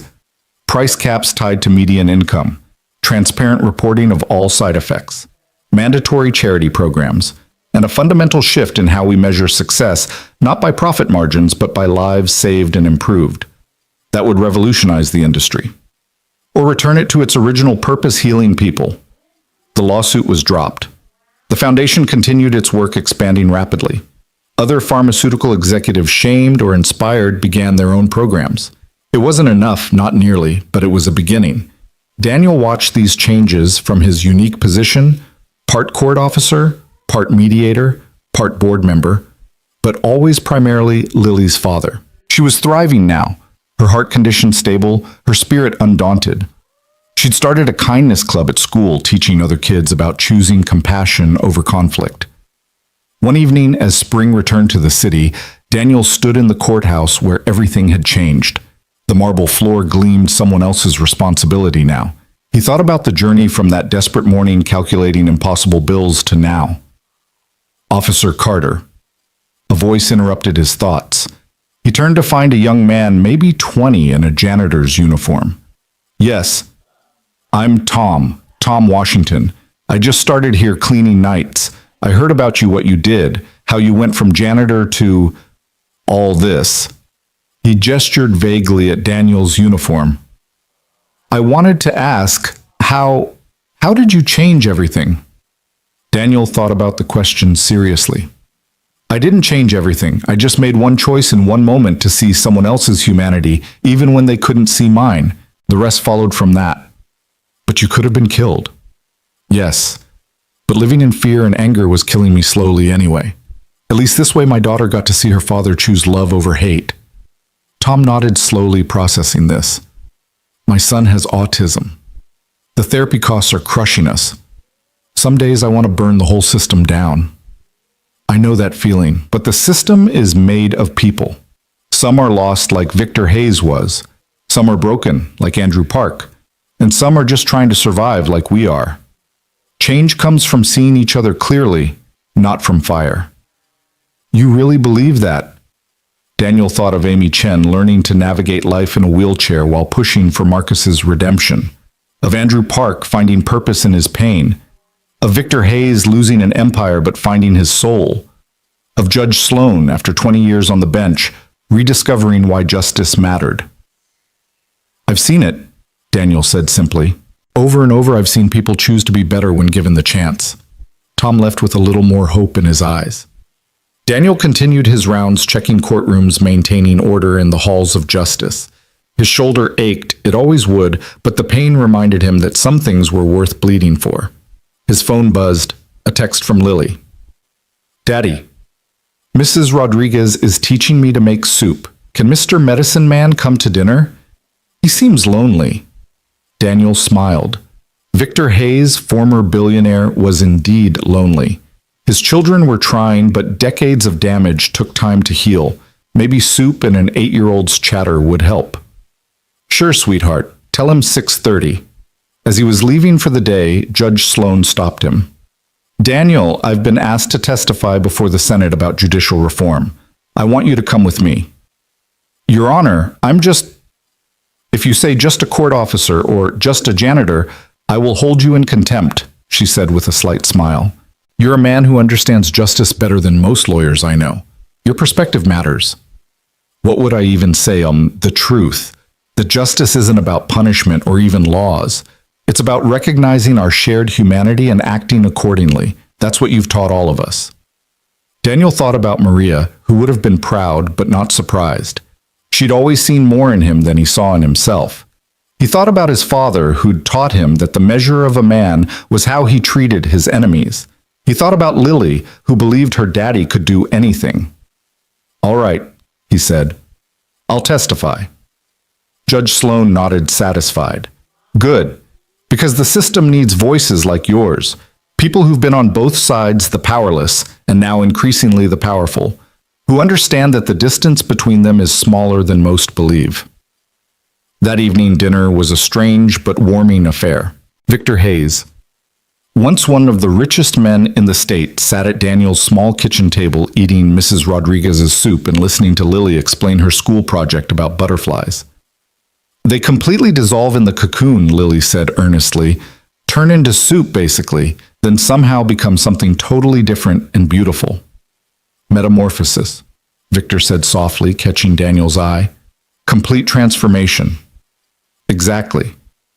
My teacher says it's like magic, but it's really just nature." "Or maybe," Mrs. Rodriguez said, bringing more bread to the table, "nature is magic, the everyday kind we forget to notice." Andrew Park called during dessert. He was allowed one call a week, and he'd taken to using it to check in with Daniel. They put him on speaker so everyone could hear. "The grief group had a breakthrough today," Andrew reported. "A woman who'd been silent for 6 weeks finally spoke. Said hearing my story made her realize she wasn't alone in her anger. That feeling heard or seen was the first step toward healing." "That's wonderful," Daniel said, meaning it. "I still have bad days. Days where the guilt feels like drowning, but then I remember what you said about honoring Sarah by living a life she'd be proud of. So I keep going." After the call, Victor was quiet for a long moment. "I've destroyed so many lives," he said finally. "Even with all the changes, the foundation, it feels like trying to bail out the ocean with a teaspoon." "But you're trying," Lily said firmly. "That matters. Daddy says trying is the most important part." "Your daddy is a wise man." "He's learning," Daniel corrected. "We're all learning." Later, after everyone had gone and Lily was asleep, Daniel stood on his fire escape, looking out at the city lights. Each light represented a life, a story, struggles and triumphs invisible from this distance, but no less real. Somewhere out there, Tom Washington was mopping floors and dreaming of better days. Somewhere, Amy Chen was adapting to her new reality with remarkable grace. Somewhere, Marcus was writing another speech about consequences and redemption. The city that had once felt like a prison now felt like possibility. Not because it had changed, poverty still ground people down and justice still flourished. The powerful still exploited the powerless. But because Daniel now understood that change happened one choice at a time, one person at a time, one moment of unexpected grace at a time. His phone rang. An unknown number, but he answered anyway. "Mr. Carter, this is Dr. Patricia Hernandez from Columbia Medical School. We received your application for our Community Health Advocate program. While your academic credentials are unconventional, Your practical experience and recommendations are extraordinary. We'd like to offer you a full scholarship." Daniel nearly dropped the phone. He'd applied on a whim, encouraged by Judge Sloan, and Victor never expecting anything to come of it. "Mr. Carter, are you there?" "Yes, sorry, I'm just surprised." "Don't be. Your essay about the intersection of justice and healthcare was one of the most insightful we've received. Your perspective, someone who's lived the reality of medical inequality, is exactly what our program needs." After hanging up, Daniel sat on the fire escape in stunned silence. From janitor to court officer to mediator to possibly, what, Dr. Healthcare Advocate. He thought of Lily's butterflies dissolving completely, only to emerge transformed. The scholarship would change everything, but Daniel couldn't bring himself to accept it immediately. He sat at his kitchen table that night staring at the acceptance letter while Lily slept peacefully in the next room. The opportunity felt too big, too impossible for someone who'd spent years invisible, cleaning up after others' lives rather than building his own. The next morning, he found Judge Sloan in her chambers earlier than usual, reviewing case files with her characteristic intensity.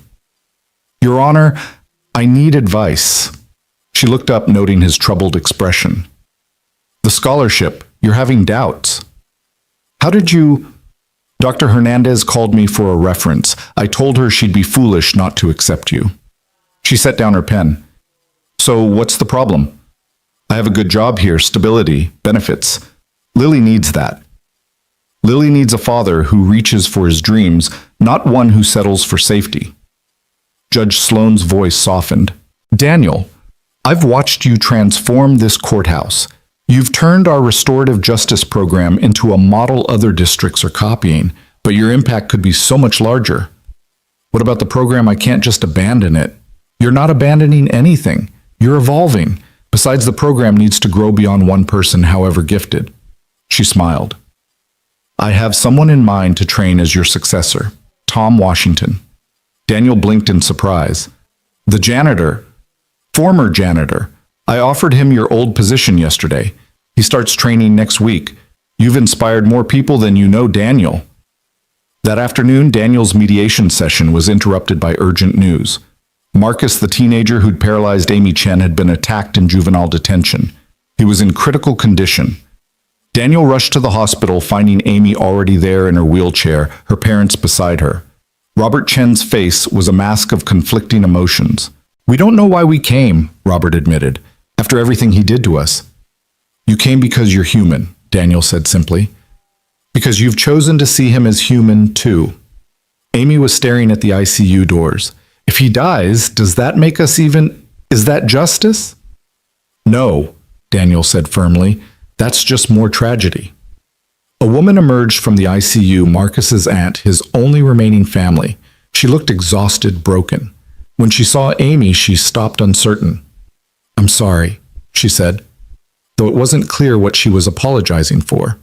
"He's been trying so hard to change. The other kids found out he was speaking at schools about drunk driving, called him a snitch." Amy wheeled herself forward. "Can I see him?"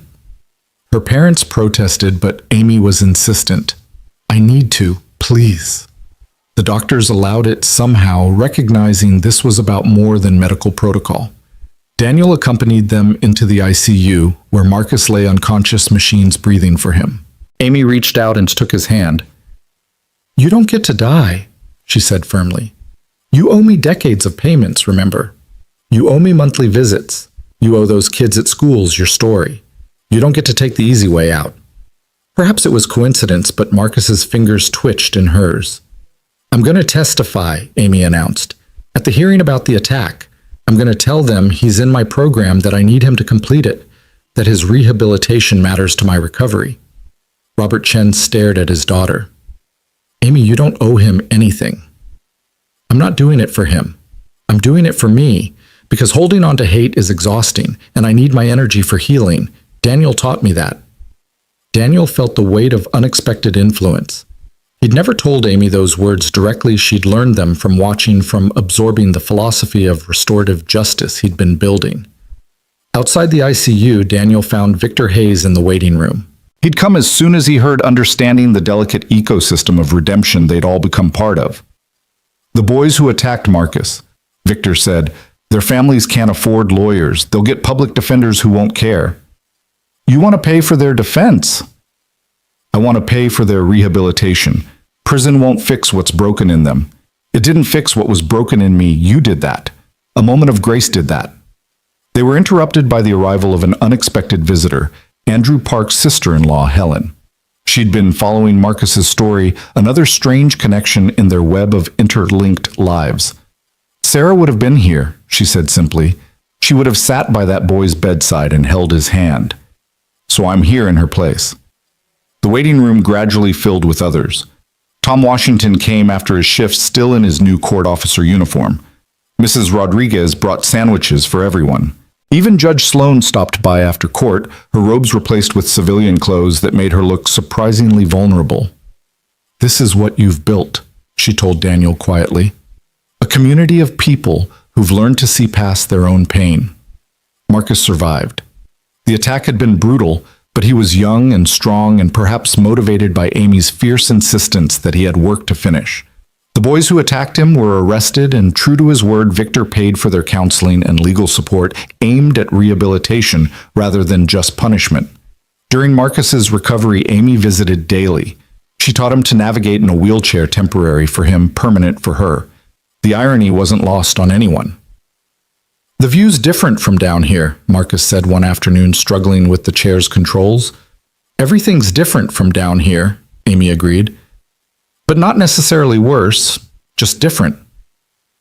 Her parents watched these interactions with amazement. Their daughter, who had every right to hatred, was choosing something else entirely. How, Robert asked Daniel one day, how is she doing this? She's stronger than her circumstances, Daniel replied, just like you raised her to be. The Senate hearings on judicial reform came faster than expected. Daniel found himself on a train to Washington. Judge Sloan beside him, both preparing testimony that might reshape how America thought about justice. Nervous, Judge Sloan asked. Terrified, Daniel admitted. I'm about to tell senators that our entire system is broken. Good. It needs to be said. And it needs to be said by someone who's lived it, not just observed it. The hearing room was imposing all dark wood and formal protocols. Daniel was scheduled to speak after several legal experts and before Judge Sloan. As he listened to the experts discuss recidivism rates and cost-benefit analyses, he thought about the human faces behind those statistics. When his turn came, his voice was steady, despite his racing heart. Senators, my name is Daniel Carter. 2 years ago, I was a janitor mopping the floors of a courthouse, invisible to everyone who passed. I worked 2 jobs to pay for my daughter's heart medication and still came up short. I existed in an America that most of you have never seen, the one where a medical emergency means bankruptcy, where justice is a luxury we can't afford. The room was silent. He continued. Then I stepped in front of a gun meant for a pharmaceutical CEO who'd priced families like mine out of survival. Not because I'm a hero, but because I was tired of a world where desperation drives good people to terrible actions. That moment changed everything, not just for me, but for everyone it touched. He told them about Andrew Park finding purpose in prison, about Marcus and Amy redefining justice through personal connection, about Victor Hayes losing an empire but finding his soul. We've created a restorative justice program that's reduced repeat offenses by 60%, not through harsher punishments, but through human connection. Through seeing offenders as people capable of change and victims as people who need more than just vengeance. A senator interrupted. Mr. Carter, this sounds admirable but unrealistic for scale. How could this work nationally? By recognizing that justice isn't about winning or losing. It's about healing. Every crime creates a wound in the victim, in the offender, in the community. Traditional justice often deepens those wounds. Restorative justice tries to heal them.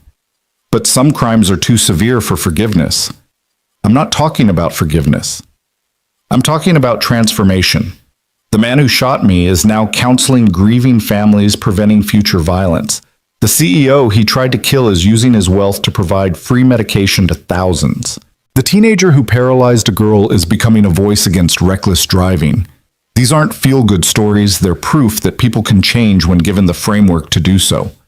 The questions came fast and hard, but Daniel answered from experience rather than theory. He spoke about Tom Washington, the janitor who'd become a court officer, about the foundation fighting pharmaceutical companies and winning, about children like Lily, who could now afford their medications because one moment of intervention had rippled outward. When Judge Sloan spoke after him, she built on his foundation with legal precedents and constitutional arguments, but she ended with something personal. I've been a judge for 22 years. I'd become cynical seeing the same cycles of poverty and crime, the same systemic failures. Then Daniel Carter showed me that justice isn't found in law books or precedents.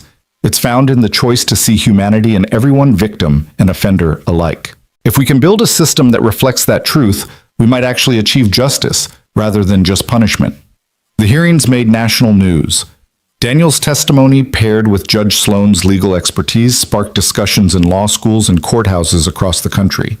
But for Daniel, the immediate concern was Lily. She'd watched his testimony on C-SPAN from their apartment, Mrs. Rodriguez beside her.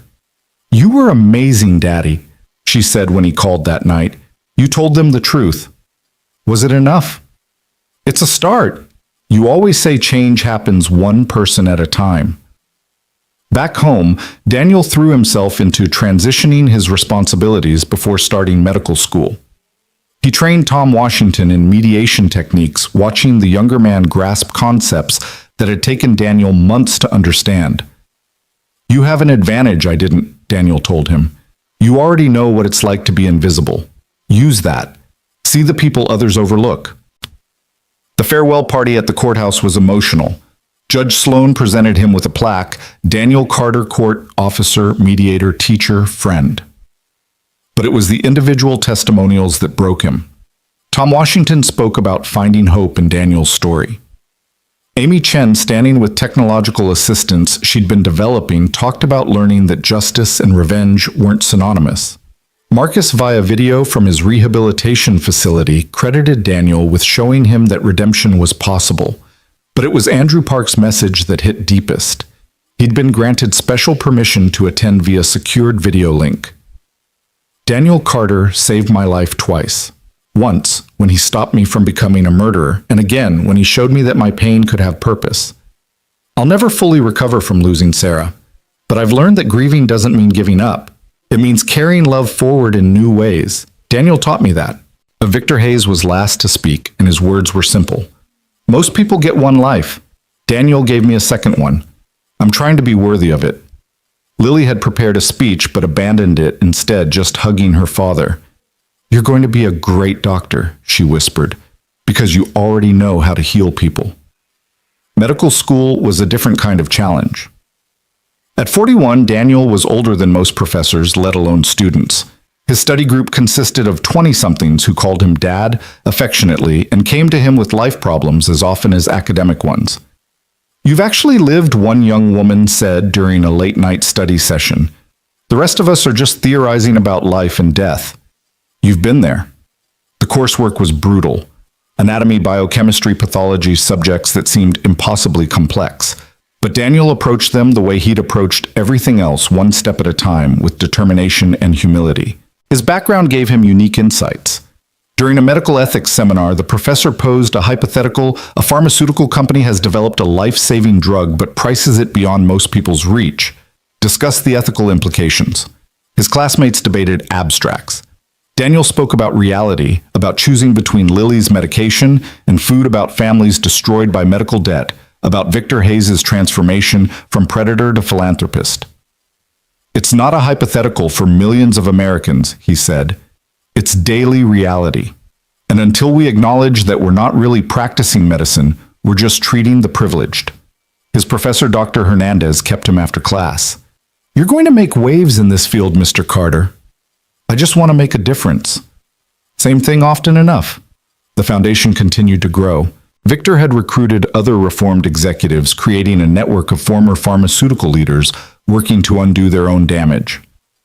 The Second Chances Medical Foundation had become a movement with chapters in 12 states.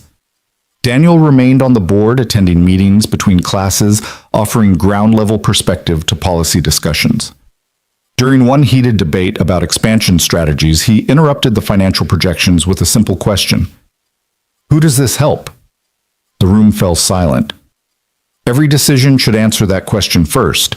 He continued, not is it profitable or is it sustainable, but who does this help and how? If we can't answer that clearly, we're losing our way. Victor backed him immediately. Daniel's right. We're not a corporation. We're a lifeline. Every spreadsheet represents families like his. Never forget that. One evening, studying late in the medical library, Daniel received an unexpected call. It was Robert Chen, Amy's father. Daniel, I need your help. Amy's been accepted to Stanford after all. They've created an adaptive swimming program, and she could still compete. But she's refusing to go. Why? Marcus. She says she can't leave until his rehabilitation is complete, that she made a commitment. Daniel understood. Amy had transformed her trauma into purpose, but that purpose had become a cage. He visited Amy the next day, finding her at the pool where she trained. She moved through the water with grace that her wheelchair couldn't match, powerful and free. Your dad says you're turning down Stanford. Amy pulled herself onto the pool edge. Marcus needs consistency. The program needs me. No, Daniel said gently. The program needs to exist beyond any one person, even you. But I promised. You promised to help him transform. You've done that. Now it's time for both of you to move forward. It feels like abandoning him. It feels like healing. Moving on doesn't mean forgetting or abandoning. It means carrying the lessons forward into new chapters. Amy was quiet, processing. You left the courthouse, left all the people you were helping. And I'm helping more people now in different ways. Tom Washington is doing amazing work in my place. The program is stronger because it doesn't depend on me anymore. What if Marcus relapses without me? Then he relapses, but that's his journey, not yours. You can't live your life as someone else's guardian angel. That evening, Daniel brought Amy and Marcus together at the foundation office. The conversation was difficult but necessary. I want you to go to Stanford, Marcus said before Amy could speak. I need you to go. Why? Because if you don't, then what I did to you keeps taking things away. Your swimming, your education, your future. I can't carry that.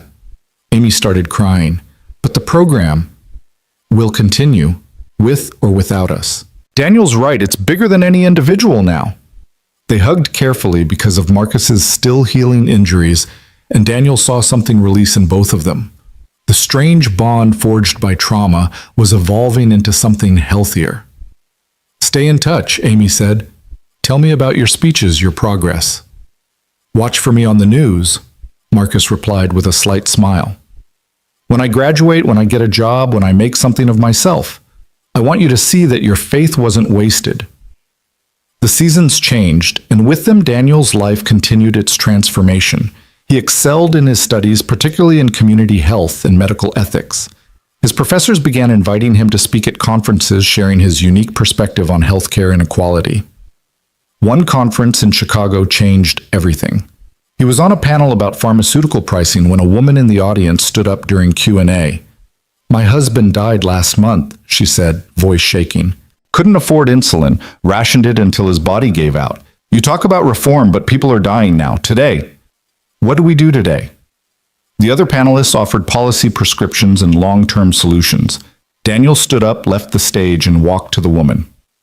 What's your name? He asked gently. Patricia. Patricia Morrison. Patricia, I'm sorry about your husband. The system failed him, and that's unforgivable. But you're right, policy doesn't help today. He pulled out his phone. There's a foundation that provides emergency medication assistance. Let me connect you right now. He spent the rest of the conference session helping Patricia navigate the foundation's emergency resources, finding immediate help for others in her situation. The other panelists watched, somewhat embarrassed by their own detachment from immediate human need. Dr. Hernandez, who'd been in the audience, approached him afterward. That's why we need you in this field, Daniel. You never forget the human element. It's all that really matters, Daniel replied. Everything else is just paperwork. His actions at the conference led to an unexpected opportunity. The World Health Organization was launching a new initiative on healthcare accessibility in developing nations. They wanted Daniel to join a fact-finding mission to Guatemala, studying how communities managed healthcare without infrastructure. It's 2 weeks during summer break, Dr. Hernandez explained. It would count toward your international health requirement. Daniel's first thought was Lily. 2 weeks away from her felt impossible. But Lily, now 11 and impossibly wise, made the decision for him. Daddy, you have to go. Other kids need help too. I'll be fine with Mrs. Rodriguez. 2 weeks is a long time. You were shot and in the hospital for 3 weeks. I survived that. He couldn't argue with her logic. Guatemala was a revelation. In mountain villages without running water, he found community health workers performing miracles with basic supplies and deep knowledge.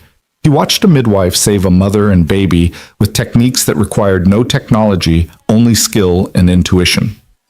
This is medicine, she told him through a translator.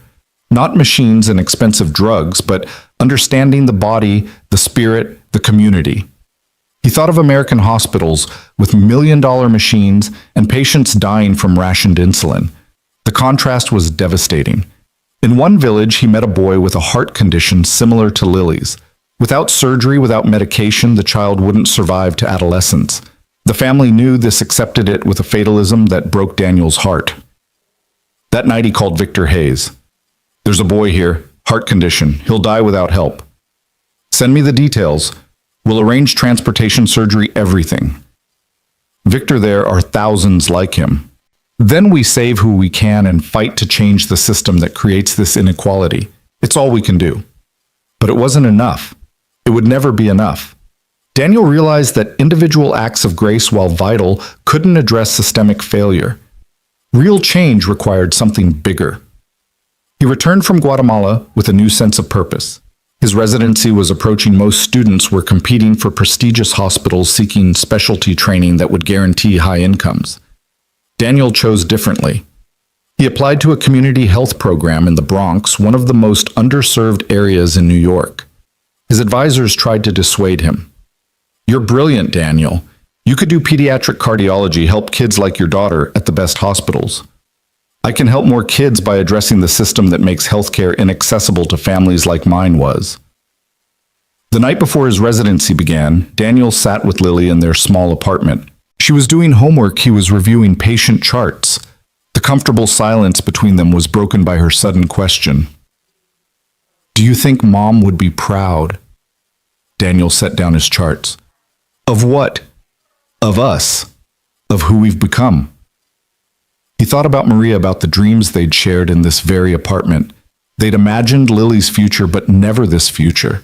Never imagined Daniel as anything more than a laborer trying to get by. I think she'd be amazed, he said honestly, but not surprised. She always saw more in me than I saw in myself. Like how you see more in everyone else. Maybe that's her gift to us. The ability to see potential where others see problems. The Bronx Community Health Center was a world away from the gleaming hospitals where his classmates had gone. Paint peeled from waiting room walls, equipment was outdated by decades, and the staff looked perpetually exhausted. But Daniel saw something else in those cramped corridors. He saw home, saw the people he'd been invisible among for so many years, now visible and needing care. His first patient was Rosa Gutierrez, 63 years old, diabetic, speaking only Spanish. The previous resident had prescribed insulin she couldn't afford and dietary changes she couldn't make living in a food desert. Daniel sat with her for an hour using his broken Spanish and her broken English to build a bridge. No money for medicine, she said, tears in her eyes. Choose food or medicine. Always choose food for grandchildren. Daniel pulled out his phone, connected her to the foundation's emergency program on the spot. Then he spent another hour helping her find a community garden, a food bank with fresh vegetables, a support group at the local church. Medicine was more than prescriptions. It was solving the whole problem. His supervising physician, Dr. Janet Kim, watched from the doorway. You can't spend that much time with every patient, Carter. We see 40 people a day here. Then the system needs to change. The system is what it is. We work within it, or we break it and build something better. Dr. Kim studied him with eyes that had seen too much. That idealism will burn out within 6 months. But 6 months passed, then a year, and Daniel's flame only grew brighter. He He started arriving at 5 a.m. to see patients who couldn't miss work for appointments. He organized weekend clinics and housing projects, bringing medicine to people who couldn't travel. He wrote grants during his few free hours, securing funding for a mobile clinic. Lily watched her father transform medicine the way he'd transformed justice, one person at a time, one act of stubborn compassion after another. She was 14 now in high school, her heart condition stable, but always present. She'd inherited his sense of justice and her mother's fierce intelligence. "Dad, I want to help at the clinic," she announced one evening. "You have school homework. I have weekends, and I speak Spanish better than you do." She grinned. "Mrs. Rodriguez has been teaching me for years. Let me translate file papers, do something useful." Daniel wanted to protect her from the harsh realities he faced daily, but he also knew she'd already lived through harsh realities. She'd earned the right to help. That Saturday, Lily became the clinic's youngest volunteer. She translated conversations played with children in the waiting room and somehow made even the most frightened patients smile.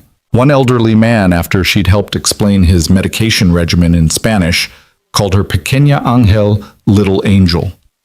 "She gets that from her mother," Daniel told Dr. Kim. "No," his supervisor replied, watching Lily comfort a crying toddler. "That compassion is learned. You taught her that." The mobile clinic launched on a cold February morning. A converted RV equipped with basic diagnostic tools and medications, it was modest but revolutionary.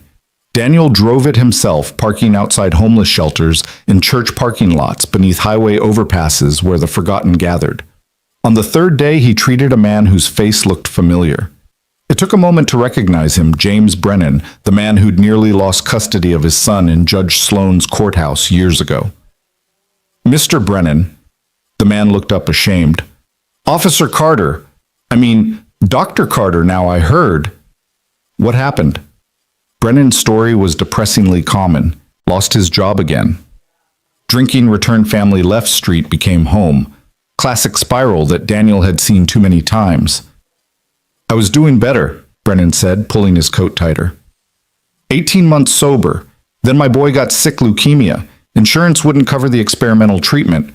I started working 3 jobs, wasn't there when he needed me, wife left with him, and I just gave up. Daniel examined him, malnutrition, early-stage liver disease, infected wound on his leg that could turn septic. But what struck him most was the familiar despair in Brennan's eyes. "Your son, is he getting treatment?" "His stepfather's insurance covers it. He's got a better dad now." "No," Daniel said firmly. "He's got a different dad." "Not better. You're still his father." "A worthless father. A father who worked 3 jobs trying to save him. That's not worthless, that's love." Daniel treated the wound, prescribed antibiotics the clinic would provide free, and then did something else. He called Victor Hayes. "There's a man here whose son needs experimental leukemia treatment. Insurance issues. Send me the information, we'll handle it." "Victor, we can't save everyone individually." "No, but we can save this one. Today. That matters." Within a week, Brennan's son was enrolled in the treatment program, fully funded. The boy's mother, shocked by the intervention, agreed to supervised visits. Brennan, given a reason to fight, entered rehab again. "Why?" he asked Daniel during a follow-up appointment. "Why help me?" "Because someone helped me once when I was desperate. Because your son needs his father, even a flawed one. Because second chances shouldn't depend on bank accounts." The mobile clinic gained attention. Media picked up the story of the doctor who'd once been a janitor, who'd been shot saving a CEO who was now bringing medicine to the streets. Donations poured in, enough for a second mobile unit, then a third. But with attention came opposition. Insurance companies complained about unfair competition.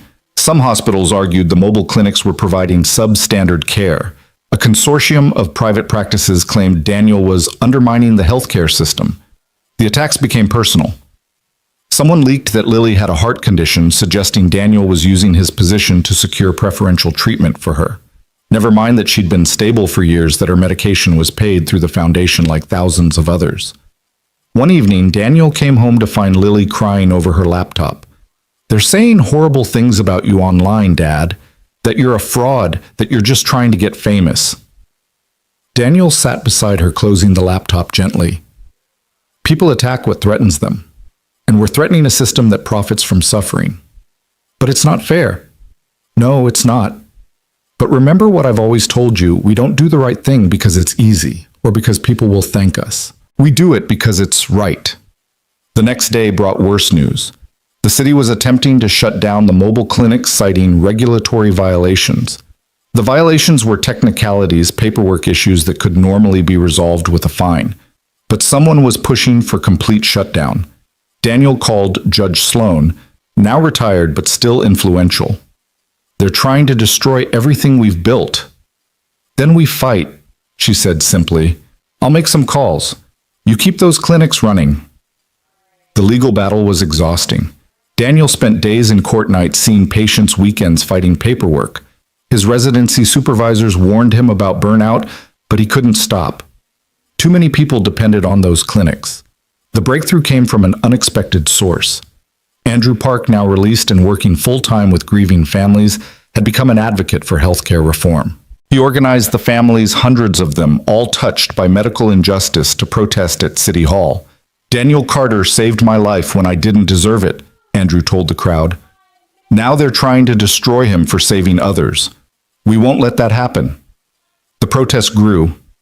Amy Chen arrived from Stanford, walking with technological assistance she'd helped develop. Marcus came from his job as a youth counselor. Tom Washington brought court officers on their off hours. Even Victor Hayes, usually avoiding public appearances, stood with them. This isn't about one man or one program, Victor addressed the crowd. It's about deciding what kind of society we want to be. One that treats healthcare as a privilege for the wealthy, or one that recognizes it as a human right. The pressure worked. The city backed down, the clinics stayed open, and Daniel's work continued. But the victory felt hollow as he walked through the Bronx that night, seeing homeless encampments, growing addiction, ravaging communities, diseases that shouldn't exist in the richest nation on earth. His phone rang. Dr. Hernandez from Colombia. Daniel, I have a proposition. We're creating a new program, Community Medicine Institute, training doctors specifically for underserved populations, combining medical education with social justice. We want you to help design and teach it. I'm still a resident. You're already teaching us all. Make it official. Daniel thought about the young medical students who'd called him Dad, about Tom Washington now training others in restorative justice, about cycles of learning and teaching. Part-time, he said. I won't leave the clinics. We wouldn't want you to. The clinics will be our training ground. The institute launched with 15 students, all committed to serving marginalized communities. Daniel taught them medicine, but more importantly, he taught them to see. This patient isn't just diabetic, he'd say during rounds. She's diabetic because she lives in a food desert, works 2 jobs, so can't exercise, can't afford medication, even with insurance. Treat the disease, but also treat the circumstances. One student, brilliant but sheltered, struggled with this approach. We're doctors, not social workers. We're healers, Daniel corrected, and you can't heal what you refuse to see. He took them to homeless camps, to prison medical wards, to neighborhoods where gunshots were background noise. Some couldn't handle it and transferred to traditional programs. But those who stayed became different kinds of doctors, warriors for health justice, rather than just practitioners. Lily, now 17, was preparing for college. Her essay topic, The Man Who Taught Me to See. She wrote about watching her father transform from invisible janitor to visible advocate, but more importantly about how he'd taught her to see the invisible, the homeless veteran. Everyone walked past the immigrant, afraid to seek care, the child hiding bruises. My father once told me that heroes aren't fearless, she wrote. They're people who see another's pain and decide it matters as much as their own. He stepped in front of a gun to save someone who'd hurt families like ours. That act of grace rippled outward, creating waves of change that continue to grow. But the real heroism came in the daily choice to keep seeing, keep caring, keep fighting for those society prefers to ignore.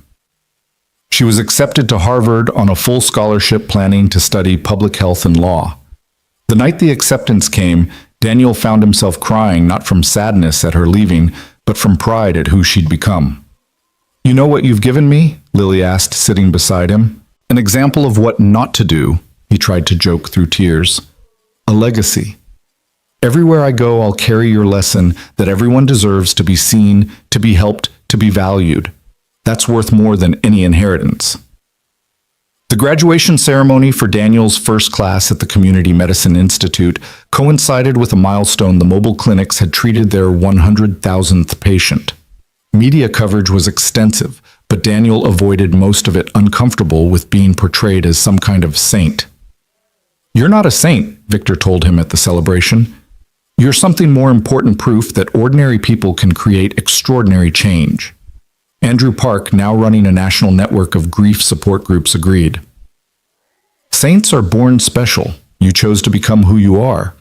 That's more inspiring." Even Marcus, who'd graduated college and was applying to law school wanting to become a public defender, weighed in.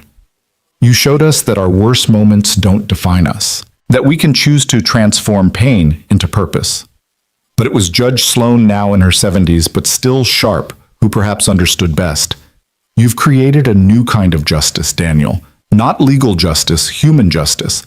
The recognition that we're all connected, all responsible for each other." That night, Daniel walked through the Bronx alone, thinking about the journey from that desperate morning when he'd calculated impossible bills to now. The problems hadn't disappeared. Poverty still crushed spirits. Illness still destroyed families. The system still favored wealth over worth. But something had shifted. In the courthouse where he'd been invisible, Tom Washington now ran a restorative justice program that had become a national model. Where Andrew Park had pulled a gun in desperate rage, families now found support and healing. Where Victor Hayes had built an empire on suffering, a foundation now provided hope to thousands. And in a small apartment in the Bronx, a janitor's daughter was preparing to continue the fight, in her own way, carrying forward lessons learned from a father who'd chosen to see humanity where others saw problems. Daniel's phone buzzed with a text from Lily. "Dad, watching the news about the clinics. They're calling you a hero again." He texted back, "Heroes are just people who make different choices. Anyone can be one."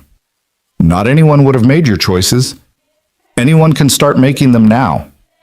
He thought about his father's words so many years ago. The measure of a man isn't in how he treats his friends, but how he treats his enemies.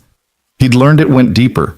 The measure was in how you treated those who couldn't help you, couldn't repay, you couldn't even thank you. A homeless woman approached, recognizing him from the clinic. "Doc Carter." "My insulin, it's working. Sugar's been stable for a month." "That's wonderful, Patricia. Keep taking it regularly. You remember my name?" "Everyone deserves to have their name remembered." She smiled, gap-toothed but genuine. "You saved my life." "You saved your own life by seeking help. I just made the medicine available."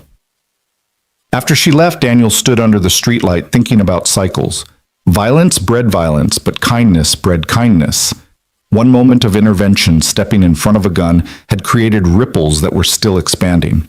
His phone rang. An unknown number, but he answered. "Dr. Carter, this is the World Health Organization. We've been following your work with mobile clinics and community medicine. We'd like to discuss implementing your model in refugee camps across Southeast Asia." Daniel thought about the boy in Guatemala with a heart condition like Lily's. How many more were out there, invisible to systems that only saw statistics? "I'm listening," he said. The proposal was ambitious, a year-long program training local healthcare workers in community-centered medicine, establishing mobile clinics in refugee camps, creating sustainable models that could continue without external support. "We need someone who understands medicine as more than just treating disease," the WHO representative explained. "Someone who sees the human element in humanitarian crisis." "I have commitments here. We're not asking you to abandon them. 3-month rotations. Your team can handle the clinics while you're gone, and the experience you bring back will strengthen your work here." Daniel thought about Lily leaving for Harvard in 6 months. She'd be starting her own journey while he expanded his. That evening he discussed it with her over dinner, their tradition of Chinese takeout continuing despite everything that had changed. "You have to do it, Dad," she said immediately. "Think how many people you could help." 3 months is a long time to be away. "I'll be at college anyway, and imagine my dad saving the world," she grinned. "Well, more of the world. I'm not saving anything, just trying to help where I can. That's all any of us can do." The news of Daniel's WHO appointment sparked another media cycle, but also something more valuable inspired others to act. Medical students started choosing community health residencies in record numbers.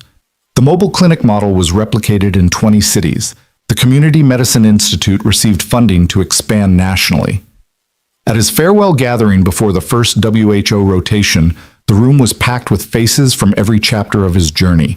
Judge Sloan now walking with a cane, but spirit undimmed. Tom Washington, who'd become director of the courthouse's restorative justice program.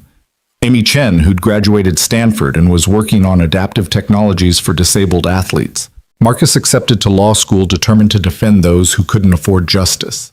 Andrew Park, whose grief counseling network had helped thousands find purpose in pain. And Victor Hayes, who'd lost a fortune but gained something immeasurable: redemption. "I want to say something," Victor announced, commanding attention as he once had in boardrooms. "Daniel Carter saved my life, but more importantly, he saved my soul. He showed me that wealth means nothing if it's built on others' suffering. That power is only valuable when used to lift others up. Every life my foundation saves, every family that receives medication they couldn't afford, that's Daniel's true legacy." Andrew Park spoke next. "I tried to commit murder because grief drove me insane. Daniel stopped me, forgave me, then helped me transform that grief into purpose. I've counseled hundreds of people on the edge of violence. Every one I pull back from that edge is because he pulled me back first." Amy Chen stood carefully, her technological assist almost invisible now. "People see me walking and think technology saved me. But what really saved me was learning from Daniel that healing isn't about returning to who you were, it's about becoming who you're meant to be." Even Tom Washington, usually quiet, spoke up. "I was invisible like Daniel was. Mopping floors, dreaming of more but not believing it possible. He showed me that invisible people can become visible through their actions, their choices, their refusal to accept that this is just how things are." Judge Sloan went last. "In 25 years on the bench, I thought I understood justice. Daniel taught me I only understood law. Justice is messier, more complex, more human. It's not about punishment or even fairness. It's about recognizing our shared humanity and acting accordingly." Daniel stood overwhelmed by the testimonies. "Every person in this room changed me as much as I might have changed them. We're all connected, all part of each other's stories. That's what I'll carry with me to the refugee camps. The knowledge that a single act of grace can ripple outward, creating waves of change we never imagined." Lily hugged him then in front of everyone. "Mom would be so proud," she whispered. "She's the one who saw this in me," Daniel whispered back. "I'm just trying to live up to her vision." The night before leaving for his first WHO mission, Daniel walked through the city one more time, past the courthouse where he'd been invisible, past the hospital where he'd recovered from a gunshot, past the mobile clinic sites where thousands had received care, past the community center where the restorative justice program flourished. At each stop he saw ghosts of himself, the desperate janitor, the wounded hero, the unlikely mediator, the determined student, the community doctor. Each version had led to the next, a evolution born from one moment of choosing to see humanity where others saw none. His phone buzzed with a message from a number he didn't recognize.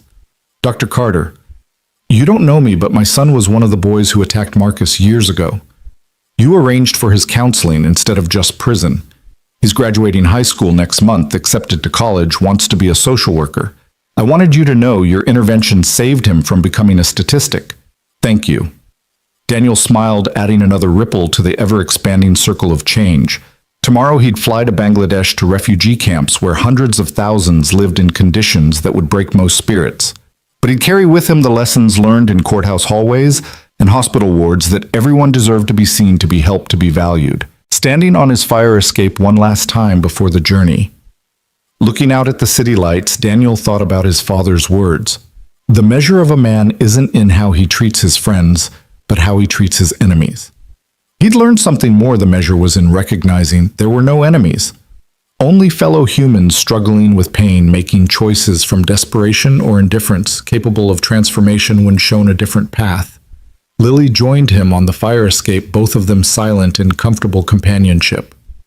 "You know what I realized," she finally said. "That morning when you stepped in front of the gun, you weren't trying to be a hero. You were just trying to be human." "That's all any of us can do," Daniel replied.